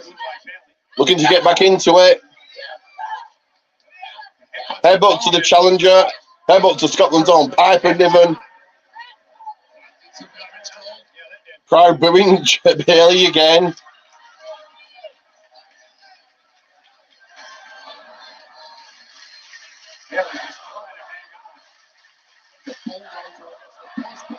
Right behind Piper, you know, no shocker there. She's Scotland's own, but oh, and a big suplex 2 from the outside to the inside of the ring onto the mat. Go for the cover in on them. on the Prime logo on the centre of the ring. Oh.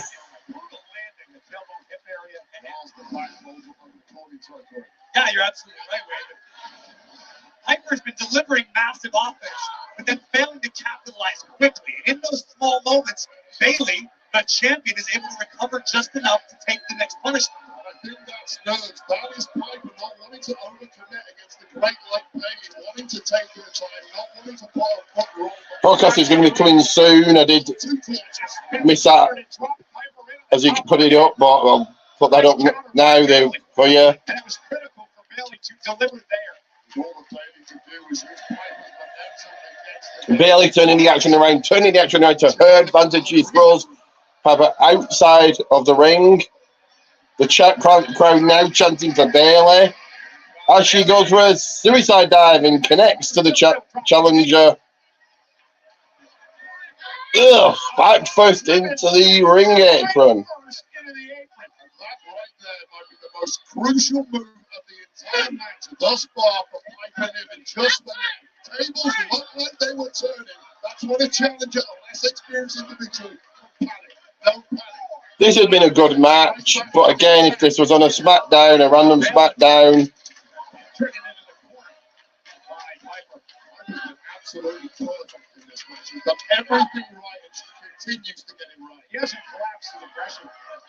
I agree with both of you. Niven's been extremely impressive in this juncture. Oh, Bailey going to the... Okay, kicks to the side of Piper's head. Bailey now. Bailey to the top, looking for a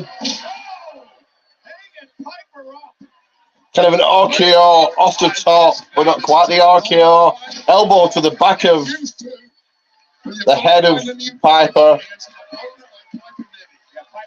Seeing stars now. This is when we're really going to find out just how good Bailey is. Bailey top rope. Piper trying to make it back to her feet. Oof. Botch there. Sent on, I think, across the back of Niven.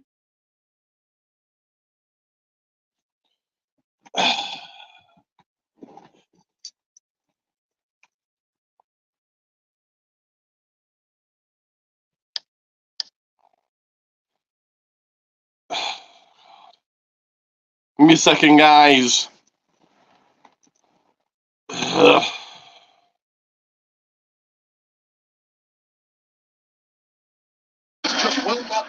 So we now have momentarily some message came up about, I don't even know what that was, but always reinventing yourself, developing newer ways to win. Gotta be a chameleon. planting. Pale Piper planting Bailey. Senton, cover, new champion.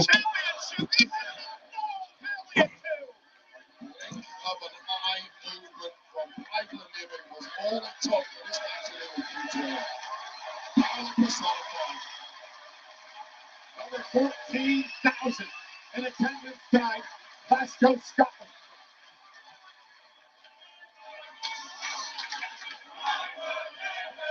Piper Niven looking for that home run shot. Piper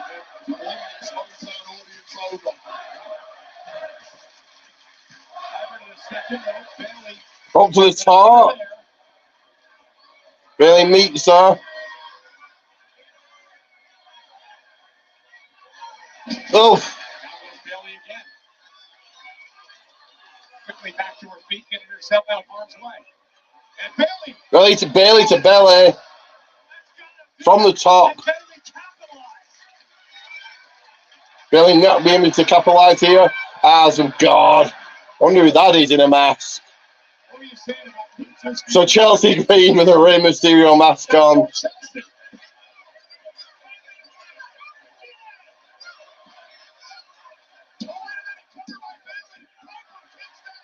Piper being made to look strong here, and I'm assuming she takes a loss here, but she made to look strong. Piper and baseball slide to Chelsea by Bailey. Is this going to cost Bailey here? Let's wait and see. She targets Chelsea back in the ring. Looking at the Rose plan, but Piper's going to get out of it. Yep. Plants £5 Bailey. Pick cover, a new champion, new champion, new champion. Oh, no. I have no idea how Bailey has any feeling left below her neck. And she may not. Look at this. This is brutal. My God, I know it was the base of Bailey's skull and the top of her neck. Either way, Niven drove it right into the cage. Now frustration starting to set in for the challenger. Piper thought she had Bailey there. Bailey must feel like jelly. And now, I respect this strategy by Niven. Oh, Back and roll, but Bailey counters. Bailey counters. Piper did her best to continue the onslaught, continue to pour on the punishment. But the veteran Bailey had a plan. Oh, end of days outside the ring. Nice new fall there, yeah, I agree. End of days. Well, the brother Baron Corbin call it. Not the end of days. Refusing to bow to this pressure. Everyone has their limits, however. And Bailey's that close. Oh, we're going for another senton. Bailey running out the way. Moves out of harm's way. Champion back to her feet. Rose punt now. No. Counters again. Headbutt. Too strong, Glaswegian kiss. Yeah. Oof. That's it. 2, 3, got her. Winds of change. I don't think, is it called that? It's kind of like a side slam, and but still your WB Women's Champion on the SmackDown side of things, on the blue brand. No shock here. Bailey leaving this pay-per-view still as champion. For the champion, it's the difference between being a great challenger and a great champion. Bailey was able to pull the trigger when it mattered most. No matter how tiny the window of opportunity, Bailey suffered through the punishment delivered by Niven and was able to knock off Piper. Through most of this match. 1 second, guys. Give me 1 second. Physically overpowered by Piper Niven. But in the end, Bailey survives. And this was the moment it all started going wrong for Piper Niven and leaping Bailey.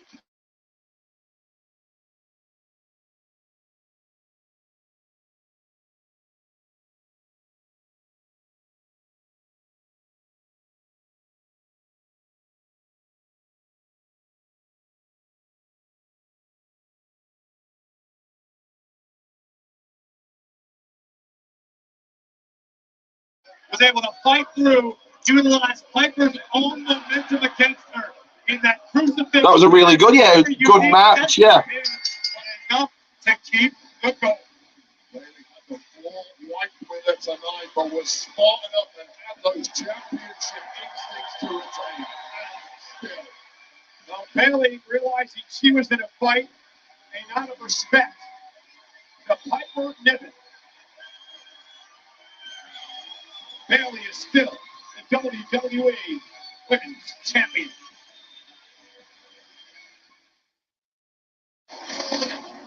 So 1 match left unless you've got anything else planned. Also, your thoughts on Speed, Justin? Do you think it's a good idea? I think, well, why not? It's most matches are 3 minutes, unless it's a championship match, it's 5 minutes. No entrances, no introductions, just straight into the action. That's what people want nowadays. Very short attention spans. Yeah, I think it's a good concept. Paul Heyman and more on Saturday, August 17th and Sunday, August 18th. Get your tickets for the ultimate event for all sports fans and collectors at fanaticsfest.com. The Open Championship is golf's most historic major, hitting the very best against nature and its unforgiving force. Now, it's going to take place this year just down the road from Glasgow and Tustin. Characters is Scotty Scheffler, Rory McIlroy, the biggest stars in golf, take on the elements, wind, sea, rain, dunes, bunkers, and the rough. The Open takes place right here in Scotland at Royal Troon. Watch the drama unfold July 18th to 21st on NBC, USA, and Good talk. Scotty Scheffler's buddy from 30 down yet. While joining us here at the Castle as a national hero, this Glasgow zone, Tom Stoltman, the three-time and reigning World's strongest man in the ring. Well, not in the ring, so in the crowd. World's strongest man, Tom Stoltman. Welcome to WWE. Clash at the Castle. Wait, you should see what the world's strongest man's doing after Clash of the Castle. He'll be hanging out with these Braves. Because Wade Barrett, you've got to head back to the Clash at the Castle post show. Wait a minute, am I doing the post show? We have Corey in there though. So who's doing the post show? You and I were planning to get out of here together. Now I'm going by myself. Corey's doing my job for me. Thank you, Corey. Good luck. I stayed late last night because of you. That's politics. Well, ladies and gentlemen, the next time we come your way for a premium live event. Speed just isn't for me. Certainly there's a bunch of matches I'd love to see, but if you give me those matches more than 3 minutes. Into your own hands. Boo-boo. Yeah, I see what you're saying, but I think it's a good concept. It does nothing but gets people talking about WWE, and they're not talking about it in a negative way like they are with AEW. Anytime that Tony Khan tweets, and it also gives people like Apollo Crews and maybe just Apollo Crews kind of matches that they wouldn't get on SmackDown. So it's not all bad, I don't think. Followed by Money in the Bank on Saturday, July 6th, and finishing with NXT Heatwave on Sunday. So the next time on pay-per-view or premiere live event, July 6th, Money in the Bank. Who wins the men's, who wins the women's, and the night after, Heatwave. This coming Monday on Raw.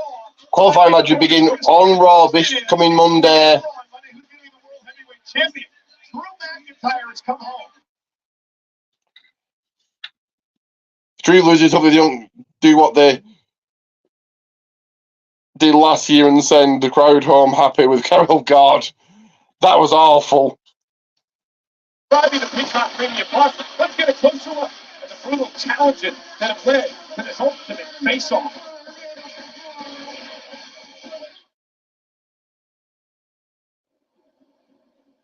So here we go. Looks like no Joe Hendrick as we go. But our main event here starting momentarily within minutes and seconds and all of that.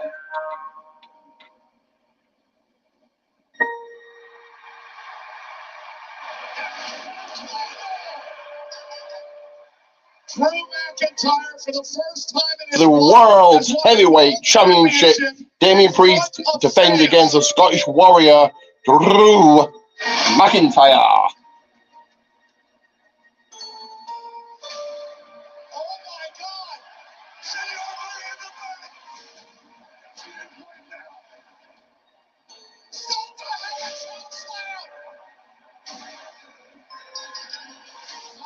This man was champion in front of fans.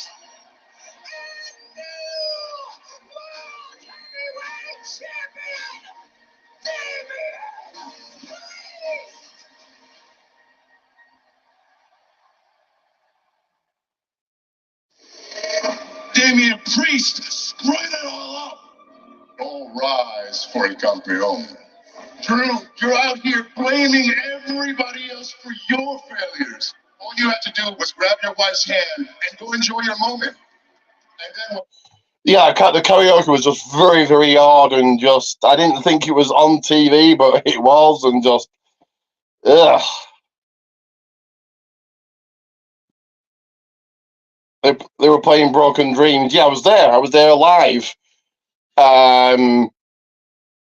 I didn't think it was on TV. It was a very odd way to end a pay-per-view.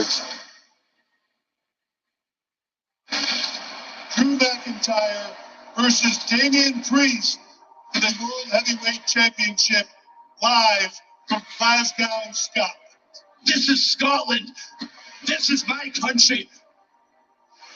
You're walking into a war zone. Those fans are going to break your spirit, and I'm about to take your bloody title.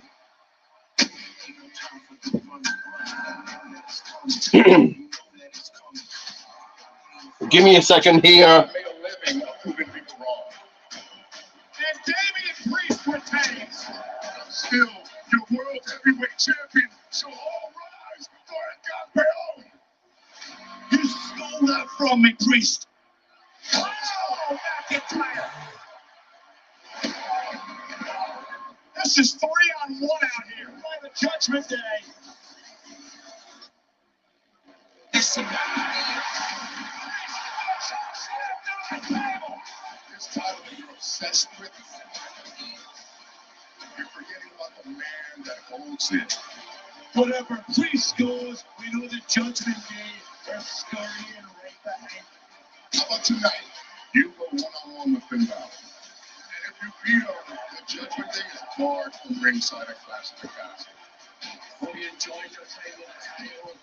They clash at the castle. A new mix say entrance first challenge, you're a champion. What do you guys think?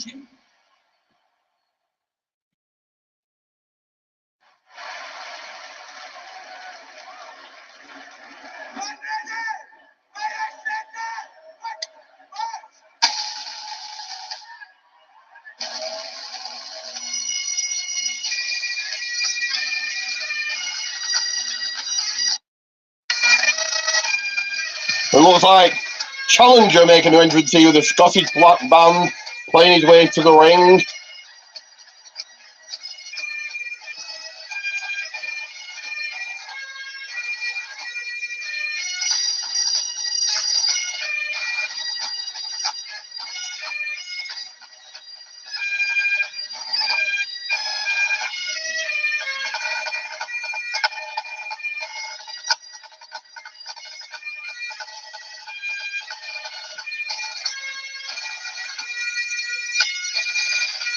This is the Inverary and District Pipe Band playing Scotland the Way. I know how much Wade loves the bagpipe. My pipe should be exclusively restricted to Guantanamo Bay.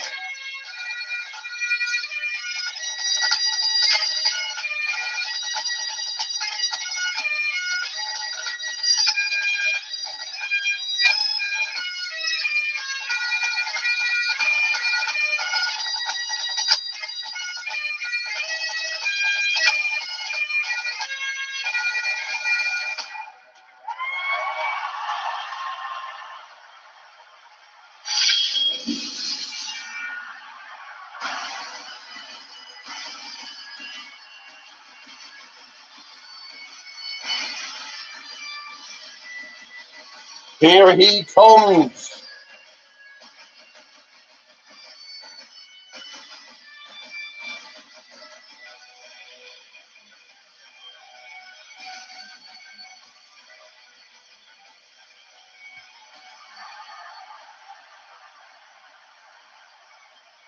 Thought the pop would have been louder for Drew as well.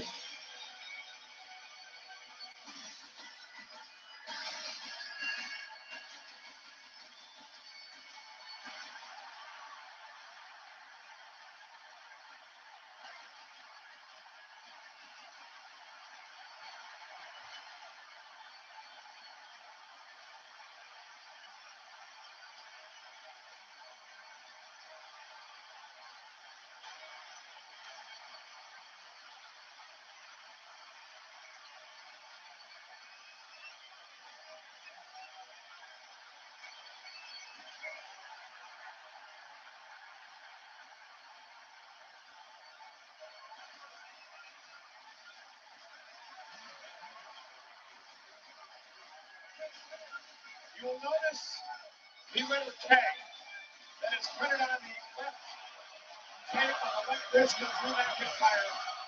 Drew McIntyre put that there for his wife, who could not be here. She is in the States, wishing her to get well.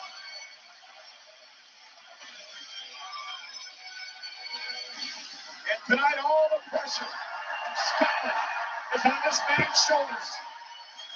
They've got a hell of a warrior fighting on their behalf. Because if you look in the eyes of Drew McIntyre, this is not a man ready for the biggest match of his life, not ready for the biggest fight of his life. Drew McIntyre is ready for war. The nation expects, and this is the man who is built for the biggest moments of them all. It is like William Wallace and Francis Bedbury and a baby, and out pops Drew McIntyre. It is live, it is loud, well over 100 decibels. The Oklahoma High School is rocking.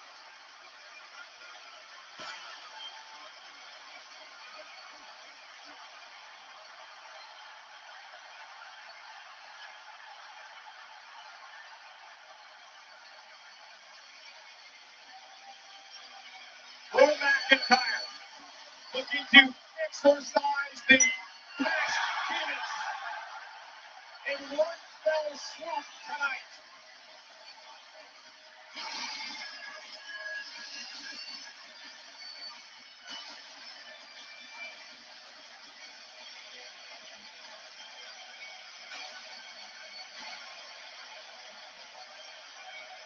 The man became WWE champion in front of no fans.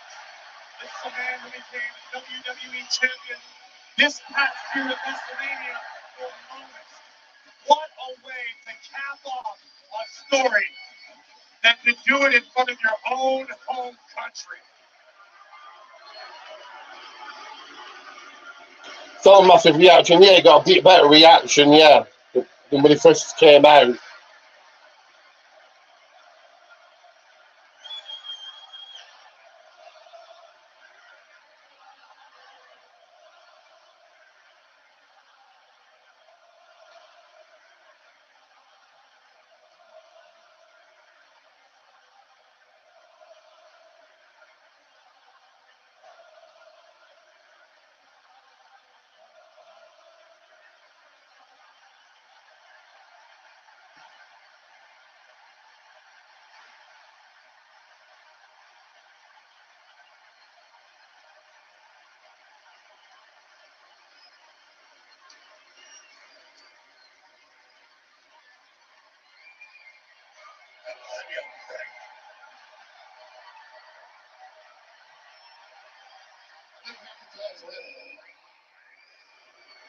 Here comes the champion to beat Mr. Damian Priest.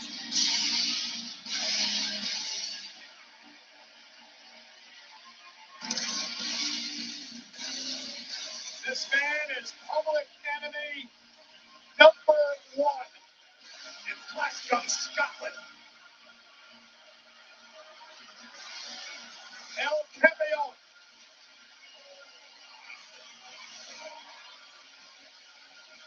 El Campeon may be public enemy number one, but don't forget, this is not a foregone conclusion, guys. Sure, all of Glasgow would love to see their hometown hero, Drew McIntyre, leave with the gold. But Damian Priest would love nothing more than to send an arena full of people home with their hands in their hands and tears running down their cheeks. I honestly cannot. 1 second, like and subscribe, give me 1 second. Well, hopefully you can hear this. Clash in the Castle is presented by Gin and Juice, a ready-to-drink cocktail by Dr. Dre and Scoop Dog Premium Spirit brand, named after Scoop's iconic song, Gin and Juice, produced by Dr. Dre. Everybody's got their cups, but they ain't shipped in. Well, you know these types of things happen all the time. You know, Drew McIntyre in his career, Corey, twice has lost the championship, and someone has cashed in the Money in the Bank contract. The latest, of course, you mentioned, WrestleMania. Drew held the title for over 5 minutes. Damian Priest cashed in to win the gold. Drew is calling this man a transitional champion. And Damian Priest hears all the chirping, hears all the noise. Damian Priest knows what's going on the internet, social media. They may not respect Priest like he feels like he should be respected. Which is why tonight is such a massive opportunity for a World Heavyweight Champ. Let's not forget, very, very important. Judgment Day is barred from ringside in this matchup because Drew beat Finn Balor this past Monday night. And that's been one of the many reasons why people have doubted Priest, because the Judgment Day is constant interference, the constant drama, the constant outside factors. It's one-on-one tonight, man to man, for the World Heavyweight Championship. The most partisan environment imaginable in this industry, but Damian Priest just threw 6 inches walking out in front of this audience. Damian Priest is ready for war. He was in Puerto Rico and back. I can hear it now. The following contest is scheduled for one fall, and it is for the World Heavyweight Championship!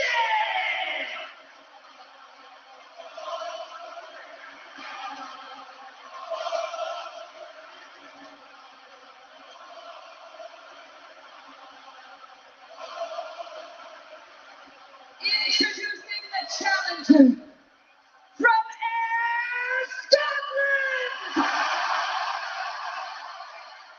Weighing in at 275 pounds, Drew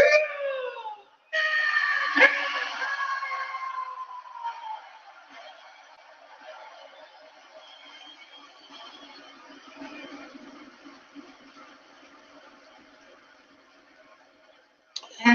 Does Liv Morgan get involved in this match? She's not part of the Judgment Day, so From New York City, weighing in at 249 pounds, he is the World Heavyweight Champion! also what role will CM Punk play, if any?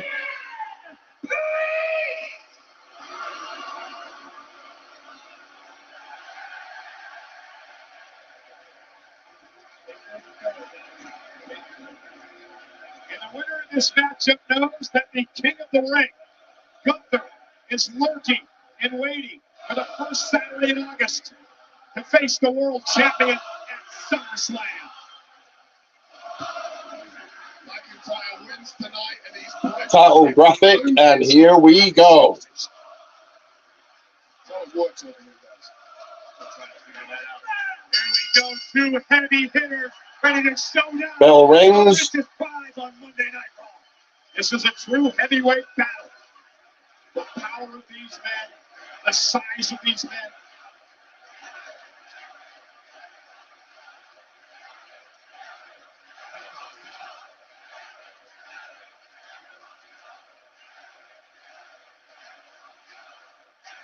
And here we go, lock up center of the ring. World What looking up? Championship Both match men in the center of the ring. underway. Think about what this country of Scotland has meant to Drew McIntyre. Not only did he start his career here, but back in 2014, when he was fired by WWE, he came home to rebuild, to re-examine his life, to look inside himself, and to evolve, to come back better, stronger than ever. From the lowest of lows, Cole, to potentially the highest of heights. He is just a 3 count or a submission away from complete. Oh.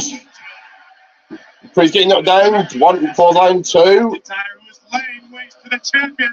1 over the top. And if you're Damian Priest, you got to weather the early storm. Priest, McIntyre over the top rope. 275 pounds of flying Scotsman. This city, Glasgow, hosts one of the world's great sporting rivalries. Glasgow Rangers, Glasgow Celtic. There's only one man who has ever united those 2 factions. That's McIntyre. Oh, Priest now. Priest going to the eyes and forcing Drew into the ring post. Thus far tonight, we have seen the weight of Scotland be both a curse and a blessing. It was a blessing for the new tag team champions, but Piper knew and Brett distracted. Do you think there could be a Priest in negative impact control. to the raucous crowd tonight? Very, very often that is the case. The difference, though, this is Drew McIntyre. This is the guy who's beaten the very best this industry has ever had to offer. This is the guy who's won in the main event of WrestleMania. Pressure, throw it my way. Back in. Priest on top. Comes off the top. Said he will not be bothered by a hostile crowd. Corey made the point of backlash over a year ago in Puerto Rico when he had to take on Bad Bunny. What a match that was. Hostile environment that night. Splash, but gets caught. The worst part Puerto Rico surrounded.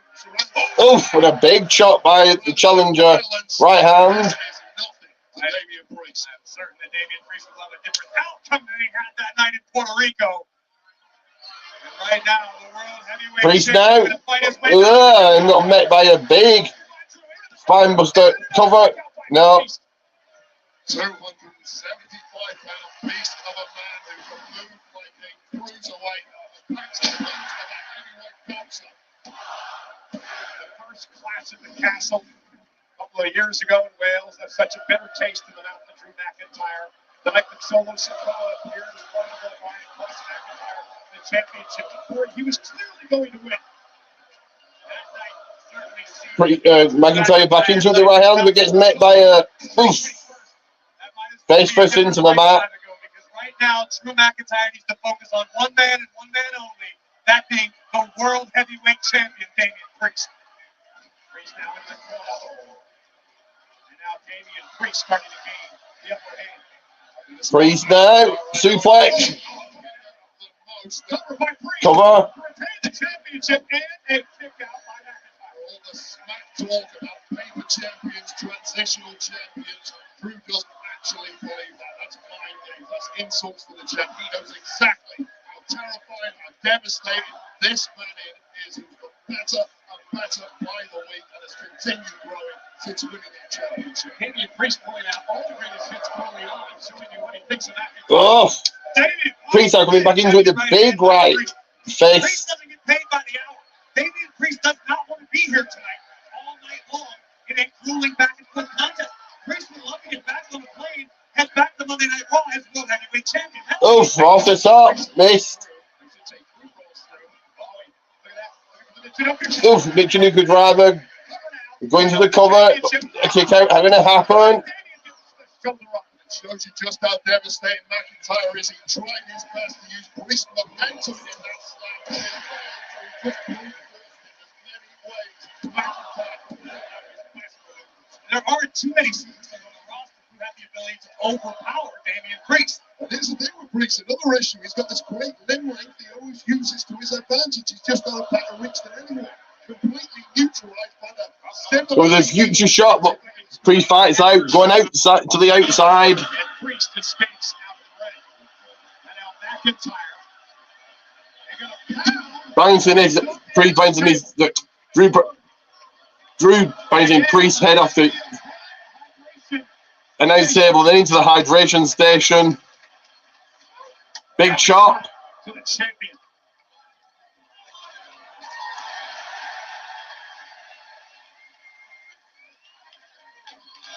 Again, champion's advantage. McIntyre's got a pin or submit. Damian Priest. This is all McIntyre has ever asked for. One-on-one, I will beat anybody on the planet. No interference. Priest taking another again with a big kick to the side of McIntyre's head. You're right about that, Wade, but lately that's all Priest has wanted as well. Priest now.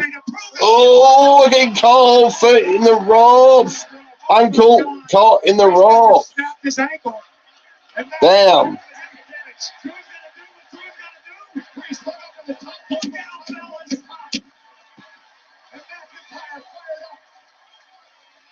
You know that means on this side of the pod, right, Cole? Be careful, Cole. We're in deep trouble, as is Damian Priest. And the normally sure-footed big man, Damian Priest, the champ for once, slightly missed his spotting. He's in a lot of trouble. You're absolutely right, man. I'm not going to care about that. Drew just said to Eddie Arano, I can't win the title like this. Drew realizes he's got to get Priest back inside the ropes. And finally, Priest disconnected. Priest out the ropes. Being helped out the ropes by McIntyre. Priest tied up. Behind the 8 ball now is the champion. Even though the Scottish crowd was back in with a suplex. Suplex cover for the championship. Priest kicks it too. I don't know if Priest can stand up anymore. Referee taking a very close look. You know he is doing a quick. Take another look at this. That is one of the most disgusting things I've ever seen in the entirety of my experience as a fan of 35 years working in a season. I've never seen that before. An absolutely terrible turn of events for El Campeon. And the Scottish Warrior wasting no time capitalizing. Drew took over. Continuing after such a horrific incident. Just that blow he delivered to McIntyre. Evan feels Oh, big clothesline from Priest for the world's heavyweight champion. Goodness, that's all like fireworks inside the Hydra. Seems to have shaken off what was surely millimeters away from a complete catastrophe. That was actually really concerning there. Yeah, he could have broke his ankle. Priest out looking for the South of Heaven choke slam. No. Into the ring post. DDT. Switch shot DDT connects. Cover 1, 2, no. Like and subscribe, no. Late kick out, milliseconds from McIntyre and Each didn't like and subscribe there. There's a kick out after the 2. countless superstars. For this one, Damian Priest's belt are left different. A testament to the toughness and the will of the world heavyweight champion Damian Priest. Proud tonight to stand on his own 2 feet to defend his gold against the hottest contender in the world. There are 11,391 fans here in Drew coming back into it with a big chop to the champion's chest. The world championship away from Damian Priest. Oof. And as this match progresses, guys, I don't know if the adrenaline perhaps hasn't kicked in yet. Priest is beginning to limp badly. Players caught up in the top and second rope just a bit ago. Yeah, sometimes you get hurt so bad you get up, you walk it off. You don't feel it for a few seconds, and then reality sinks in. Swelling takes a while to kick in, you know. That's why you hurt yourself immediately, get an ice pack on. The champion's fired up. And Priest telling the Scottish crowd what he thinks about them here tonight. Questionable decision by the champion. Making that Up to the top now, up to the 3rd rope. McIntyre meets him. McIntyre climbs to the 2nd rope, towering over the champion. Gives Daniel a little bit back. Oh! McIntyre looking for something here. He gets met by Priest looking for a razor's edge. Connects, hits it, smashing him on the mat. From the cover, 1, 2.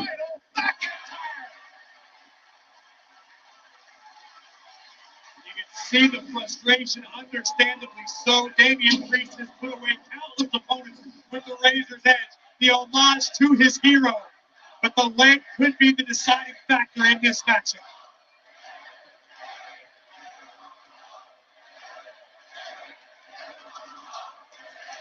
Again, trying to get Feely back into the right leg. Damian Priest, the world champion. It was like Priest right leg, his leg that he trapped in the ropes, so got caught in the ropes, could be injured here. Both men now on the knees, gonna dribble back and forth. Watch us sweat fest in the middle of the ring.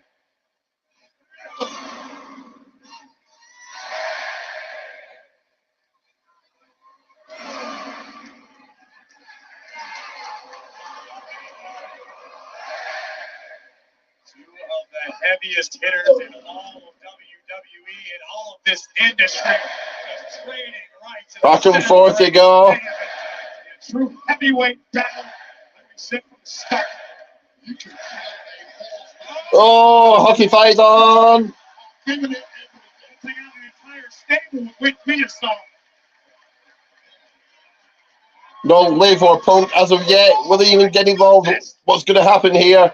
As both men with massive right hands. Dropping bombs here.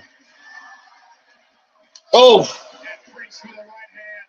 McIntyre's getting the worst of this exchange. And Priest wants more. Oh, kick to the midsection of McIntyre. And another kick, and here comes Priest. Firing all cylinders now. Oh, and a Glasgow kiss. Headbutt. They just call it a kiss here. Oh, boy, Priest answers. Two Enziguras. Stubborn refusal to go down from both men. This has to end somewhere. Neck breaker by Drew. McIntyre after that hit by Priest. Both of these men are champions. Unfortunately, only one can hold the World Heavyweight title. This has been a battle for the ages. Priest is going to kick up. Picked up by McIntyre. Maybe looking for a Claymore here. Do you feel that, gentlemen? Drew McIntyre certainly does. He's trapped into it and he's not able to kill it. Looks like you're set up with a Claymore and Damian Priest pulled out of harm's way. Smart decision by Priest. It may not be an exciting decision, but it's the right one for the champion. Oh, another Glasgow kiss. Glasgow kiss outside the ring. Something's going to happen here. And a Claymore sending Priest through the barricade outside the ring, near the ring, the timekeeper's area. Could that cost Priest here? Eddie Orango realizing the magnitude, being judicious with his count, but McIntyre knows what needs to happen. Exhausted, McIntyre dragging that heavy chorus with it. McIntyre throwing Priest under the bottom row, back into the ring, back into the middle. Priest back in, Drew back in. And now McIntyre set up for what could be the death blow to Damian Priest. Drew now. May got made by a choke slam. Son of heaven. But the Priest. One, two.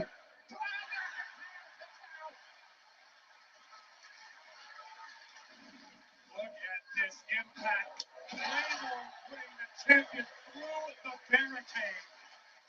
The Priest turned the tides, delivered the South of Heaven chokeslam, and nearly put this away with Wayne. At this point, the doubt begins to creep into the champion's mind. I'll tell you this, Corey. Anywhere else on planet Earth that South of Heaven connects at this point, it's game over. We have a successful retention. But this is Glasgow, Scotland. Not here, not tonight. This is different.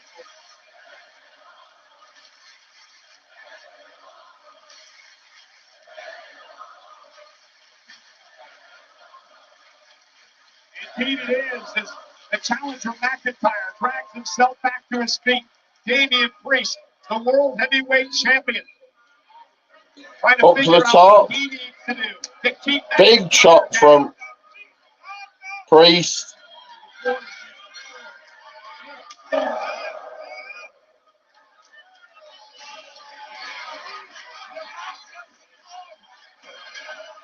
Priest trying to put his challenger in position for God only knows what could be next. We've seen Priest successfully utilize South of Heaven from the top turnbuckle. It's what got Damian to do so. Up to the top, both men are now. Another Glasgow kiss. Brothers to help him out. No Judgment Day tonight. Wow. Priest still that right leg just giving out. Enziguri, but he Here, Priest throwing it but out. ankle giving out on Priest. The referee, Eddie Orango, and the referee, rightfully so, letting this matchup. What in the hell is Priest? Hurricanrana. Oh, Claymore, got him. That's it. Kick out. Kick out. Are you sure? And you can hear the breath come out of the lungs of every single person in the Oval Hydro tonight. 1/100th of a second after Priest pulled out the unthinkable, a move a man his size has no right in doing. Immediately, the Claymore by McIntyre, and this is just a hair's breadth away from this town exploding into What a near fall, I agree, yeah. somehow not getting the pin.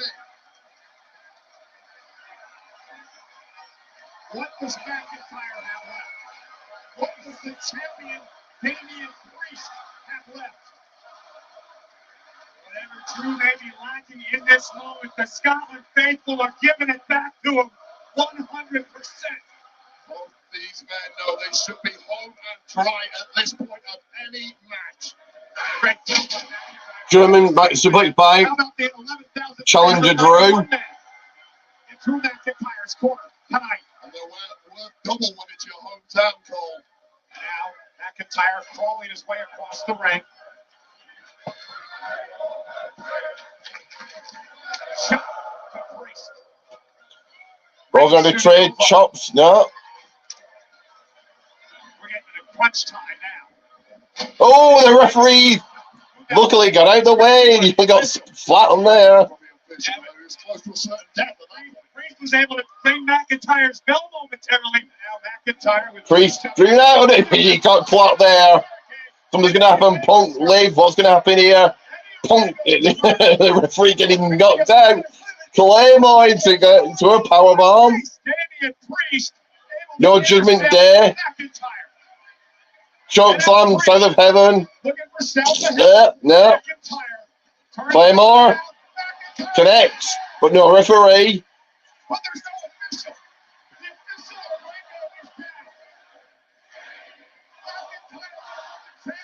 The referee even tweets his leg again. Damn. Resurrect Rachel. 1, 2. Who is it? Who is it? It's Punk. The referee's Punk.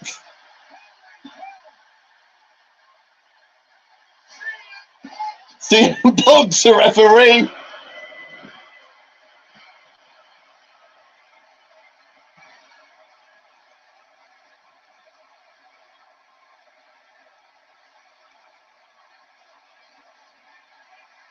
Drew going after Punk. This is going to cost Drew. Drew, low blow.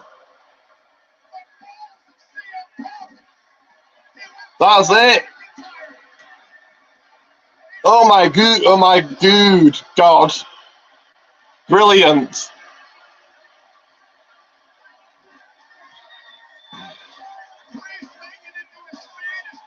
Punk's heel now, is he? Or who knows?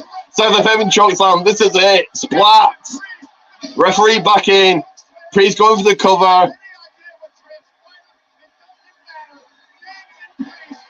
1, 2, 3.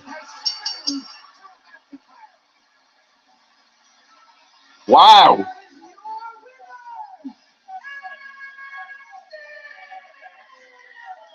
It's another transitional champion. Leaving Glasgow as your world heavyweight champion, Damian Priest. It is a shame. It is a disgrace. It is the worst night in the history of this great industry. McIntyre was screwed in Cardiff. He was screwed at WrestleMania, but tonight was So Punk Drew at SummerSlam without the title on the line. It is clear what he's leading to. You have Drew beat Punk.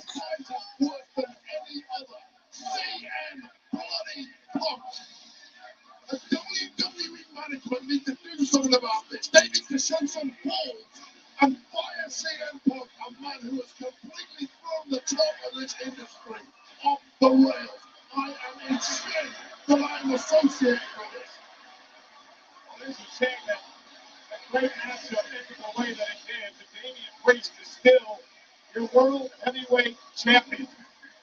Put a little respect on the name of Damian Priest. 2 years in a row now, watching the Castle Screwjob happens to Drew.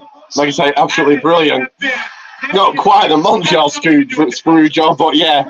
No, the Screwjob was real. So, With an assist from CM Punk. This is how it all broke down. The referee was knocked in the barricade. And Drew McIntyre will deliver a claim for now. If there was an official in the ring, McIntyre's the champion. No doubt about it. The entire live show counted at about 9 before the official slid in to screw the day. The quote-unquote official was Drew McIntyre's arch enemy, demanding to spice his most on this planet, CM Punk. And not only did CM Punk Drew McIntyre in that juncture. But it's what he does here.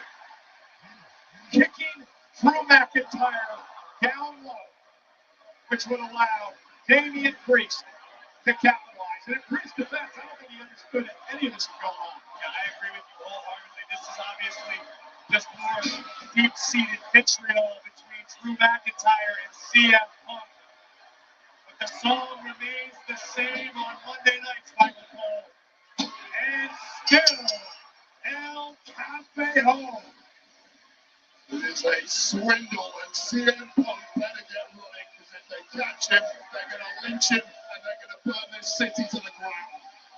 Damian Priest is still the world champion. Drew McIntyre, may I dare say, is going to lose it. Drew McIntyre is going to explode. I think we need to get out of here before that happens. I don't want to be here. And I can tell you this, Monday Night Raw is going to be must-see TV.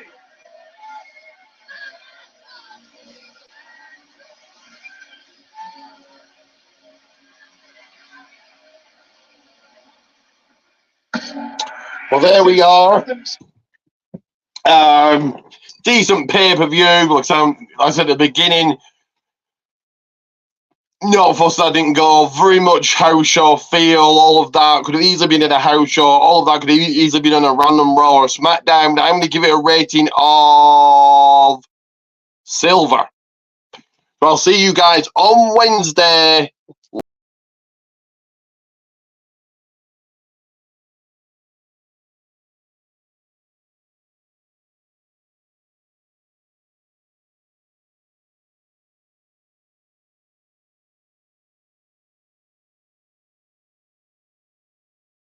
Sorry about that. I'll see you guys live on Wednesday, 8 p.m. UK time. That again, 8 p.m. UK time. But for now, it is Excellence himself, Ricky Goldman.